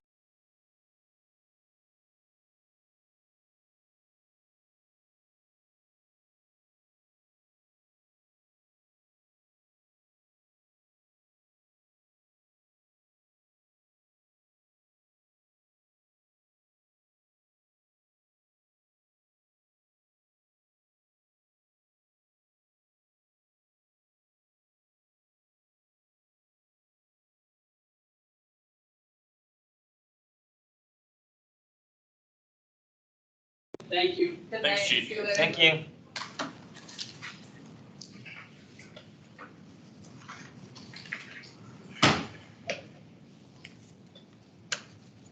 This one is the dumb phone. We'll just do this really quickly. I think everyone has, well, we have some scheduled MOU walkthroughs with Mummy. Some need to be made up. So we'll get through those hopefully all before the February 8th meeting. And then we're gonna kick off our subcommittee strategy for the year. On February 8th, we're gonna have an MOU subcommittee discussion. Everyone will need to be here in person to have that discussion so that we can sort of, February 8th is our next meeting. And we will hold that meeting here. We don't have the full agenda for it yet. I'm not sure exactly how much time we're gonna need, but we'll walk through the MOU and have discussion about that. And then for the February 22nd meeting, I think we will likely sort of return to our normal programming and talk about the other subcommittees that we want to have and what our priorities are for the rest of the year. So February 22nd will be our formal meeting. And we'll make sure you guys have agendas for both of those before that. Do you have to be with that one in person or that could be virtual? So for the February 22nd, it will be sort of pursuant to our electronics meeting policy. If you need to attend virtually, just let me know ahead of time. And then I'm hoping that at that February 22nd meeting, what we can do is have established, our priorities for, I know we've got training decisions to make for this year, outreach discussions that we want to kick off. We may have other subcommittees we want to form.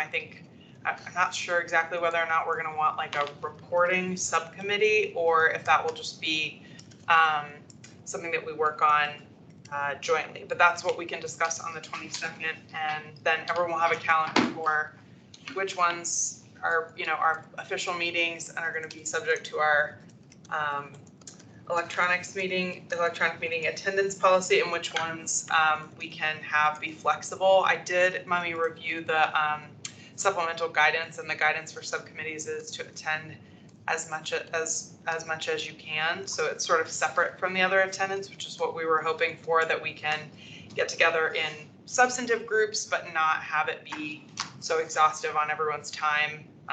We don't all need to do training and outreach and the report. We can sort of divide and conquer a little bit, but I think it will be good to hear from everyone at the February 22nd meeting what your sort of interest is in those different areas. If somebody wants to take, leadership roles in those different areas, we can sort of build consensus about that. And so there's a discussion about that on the 22nd, but you're going to initiate it on the 8th? Yeah, we want to have the board and the public plenty of time to review the MOU. We really want the public comment period to be robust for that, so that if we get comments back and we need to address them, there's still time to do that. So can we discuss the MOU on the 8th too, or is that, Yeah. Yes. Okay, Yeah. That will be the discussion for, Okay. sorry, yeah, so the subcommittee discussions Is actually for the 22nd. rest of the subcommittees will be on the 22nd. Okay. But just because, and the, time iterations of this are obviously a limiting factor, but we want to keep moving forward and then get about, I think February 22nd, we want to have an agenda for what does the rest of our year look like and what are our priorities and how do we want to kick off some of the rest of that work. So then after that, there's just once a month meetings. Yes, so our meeting policy technically is 11 meetings a year at a minimum. We do want to keep the option, depending on what issues arise, right? That like if we had an investigation and we needed more time to substantively discuss, certainly we're not going to say, well, we only have 11 meetings, so that's the requirement. But we do especially want to be conscious this year that we had a lot of time requirements. And so I don't think we're going to necessarily need 3-hour meetings for all of these time slots. And I just want to work through that together, so nobody feels like we're shortcutting anything that's, substantively important, but also that we don't, fill an agenda for the sake of filling an agenda. Yeah, I don't think we're just cutting these. Like whatever the opposite is. Meetings, That's what Certainly. They're pretty lengthy, and it's like, gotta be aware of Everyone's time. And Exactly. like some of the, like, even, and I'm just gonna be honest, some of the trainings, I'm like, this could have been done in like 30 to 40 minutes. It's kind of being long-winded. Remember that for future. So we will have a training subcommittee so that we can be, a little bit deliberate about what we want that to look like going forward and how we want to sort of maintain that compliance. I mean, a lot of it, like you said, was exhaustive, the opposite of shortcutting maybe, but now we have that foundation. I think it makes it really easy for us to steer our own ship. But some of that is addressed in the ordinance too, and the ordinance. So Right. I mean, Absolutely. it's something that. The ordinance actually says. Well, it's Right. 100 So- hours or something. All right. So It says 8 no, hours of It doesn't. mm-mm. 8 hours of NACOL, 3 ride-alongs. Right. We will definitely work within we will not shortcut the ordinance Right. specified provisions, but there But are no, some right, things but that it's- afford discretion, and Right. this curriculum was invaluable for giving us the insight, but So I probably think- don't need to do that every year. I think it's, so to the extent then that the MOU may further inform how much or how little we go beyond the, what we have to do in the ordinance, I think that's something consider. And also, I don't want to, I would say that some of the questions that you had about what we can and can't do and how that was based, I think some of them are up to interpretation. So I would advise everyone to look at what the PPG said.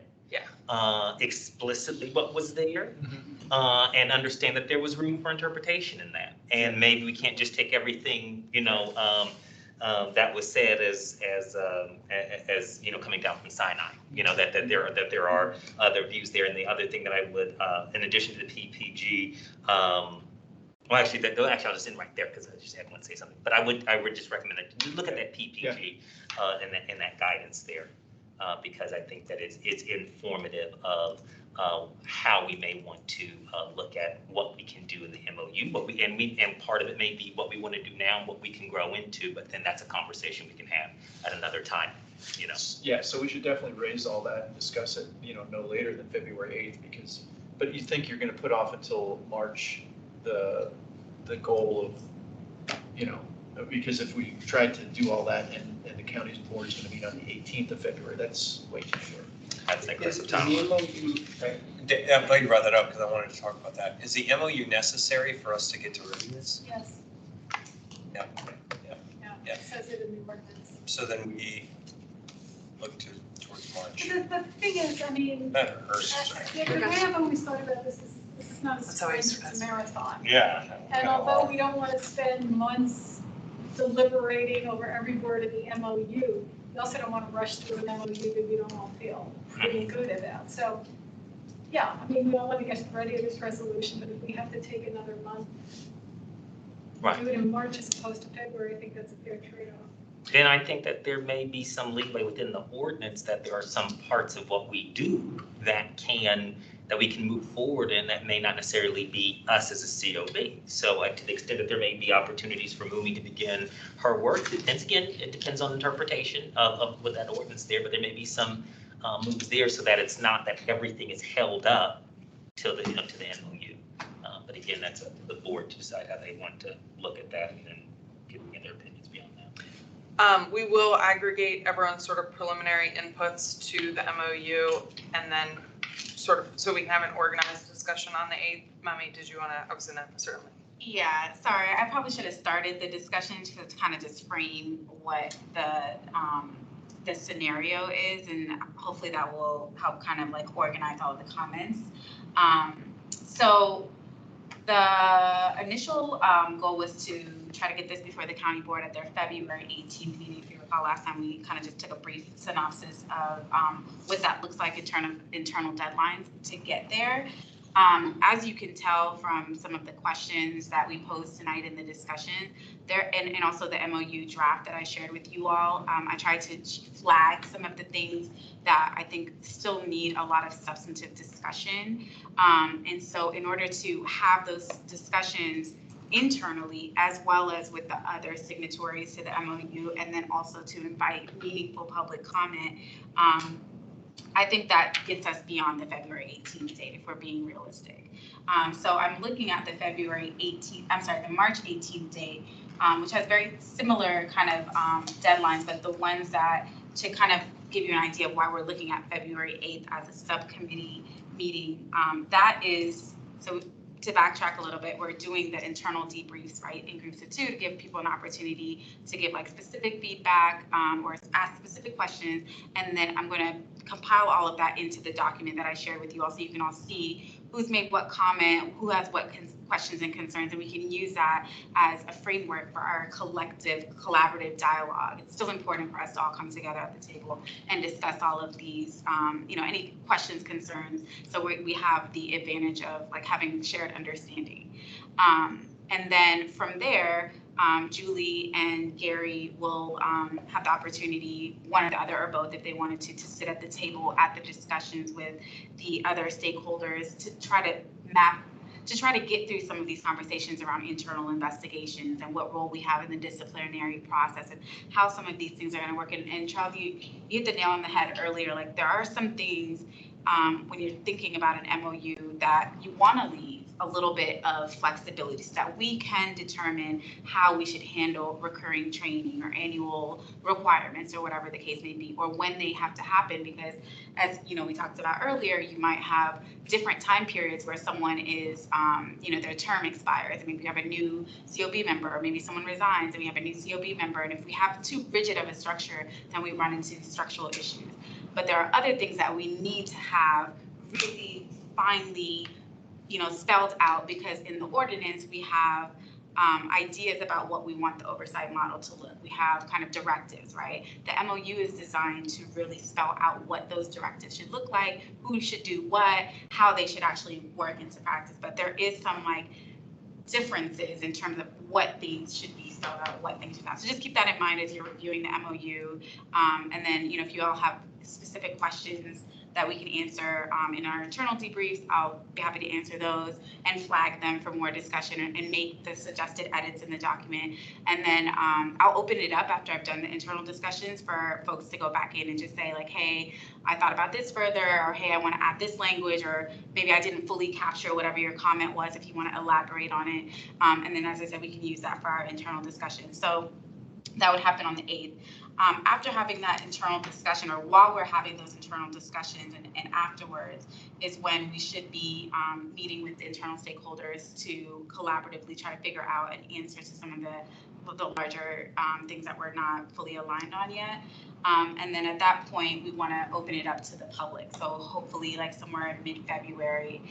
So then at the meeting on the 22nd, one thing I just wanted to highlight is that would be an opportunity for the public to give comment. But we would make sure that the MOU is posted in time for folks in the public to read it and be able to give meaningful comment at the 22nd meeting. And then the time afterwards would be an opportunity for us to figure out if there are comments that require some changes in the draft, then we may need to huddle up in a subcommittee or an internal meeting, or maybe we get together in groups of two. We'll need to figure that out.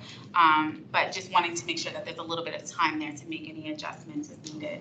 And then once we're all on the same page there, that's when it goes through the process of going to the county attorney and the CMO, the county manager's office, in the form of reports, and then it gets distributed and posted publicly, and then it would go to the county board at their March 18th meeting.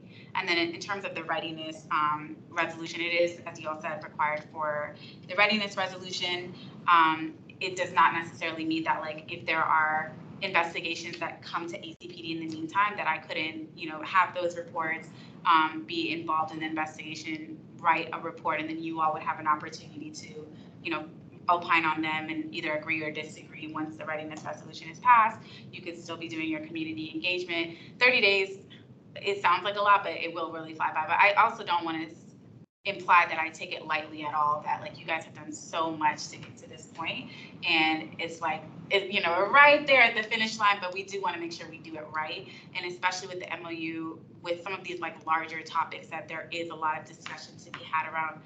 We're not going to get it perfect because there's going to be some trial and error here, but we are going to try as much as possible to get it as close as we can, relying on feedback that we've gotten from the community, feedback that we've shared with one another, and relying on experiences that I've had with Oversight and being able to say, well, this is typical of industry standard, this is not typical of industry standard, and hopefully I can serve as professional opinion in highlighting some of those things and answering your questions in those ways. So that's my spiel as far as the MOU. If y'all have any questions now, I'm happy to take those, or we can have those discussions in our internal debrief or at our collective. I'll set up an appointment here before we leave. When I get. Yes, you're delinquent. I'm just kidding. I can tell that you've read it, so I'm sure you have a lot of really great questions. So, yeah, Well, acknowledging both your question about the internal, external complaints and the ambiguity and them saying actually it says public, which in my head, but I think that we will likely need to update these things over time. Like you said, getting started and being authorized to do the work that we're supposed to do is much more important than we won't be able to think everything through. So I think probably, one of my priorities for the subcommittees is a policy subcommittee that we can talk about from everything we've done, from our ride-alongs, from our experience, in training, from our interactions with each other, at the beginning of the year, what because just like they inform all of their policy changes with best practice, when we want to recommend changes or we want to recommend things for consideration, we're going to want to have some, additional resources and research and stuff to sort of support that. And I think that we'll have lots of good opportunity to do that in the vein of some of the questions that we had. So, yeah, we'll certainly send, yeah. So sorry, one more thing. No problem. In the vein of readiness resolution, of course, today we completed our last required ACPD training. That being said, there are a few online trainings or just different little, some of those smaller modules that a couple of people are missing. So Ian just put together a little quick bullet point list to tell people exactly which ones to go in and look for. Because I know when you open the Learning Center training list, sometimes it's a little bit difficult to see what's what because it's just it's all these drop-down menus. So they're not many, but just make sure that maybe you might have started it and just didn't get to the end where you hit complete, just making sure that those are all checked off, because in putting together our readiness resolution packet, I want to be able to certify that you all have completed all of your trainings. Those and our bios. Oh, yes. We'll treat those as due by February 8th. So Ian will let you know which ones you're missing, and we'll all get our bios into Ian before then, because still figuring out the photography, but until we do, we can get the bios posted. And How long is that? Like a paragraph? 3 sentences. 3 sentences. Yeah. I would say no more than a page. Depends on. I've seen a couple of people that had a couple of paragraphs. Some people that just had one. It's totally up to you, but just no more than a page. And I told Mommy last night, if you don't send me anything, I'm going to list that you graduated from Hamburger University. And that you had been experienced. A drag queen in Brazil. Yeah, something like that, yeah. Excellent. Okay. Any additional business? Just what about MOU? Have any put in a provision that mandates the review in 2, 3, 4 years? Yeah, we talked about that. I think the recommendation might be annually, at least at the onset, and then maybe we might go to every 2 years. Okay. It's not often that MOUs get reviewed. Right. Like I know the one in New Orleans they're just now in the process of reviewing, and it's about 10 years old. Right. But just because of the fact that we are a new entity and there's a lot of kinks that we're going to need to work out, we probably want to have an initial review at the 1-year mark, just to say, that we want to or that we don't want to. It's not required that, right. that we change it, but just a review at least. Additional business? Hearing none, I declare the meeting adjourned. All right. Excellent. Thanks, y'all. Excellent. Thanks, everyone. Thanks, Martine. Bye, Martine. Bye, everyone. I'll see you at the next meeting. So Martina's not here, but I do have lists for some. Gary's also not here. So, I know. So these ACP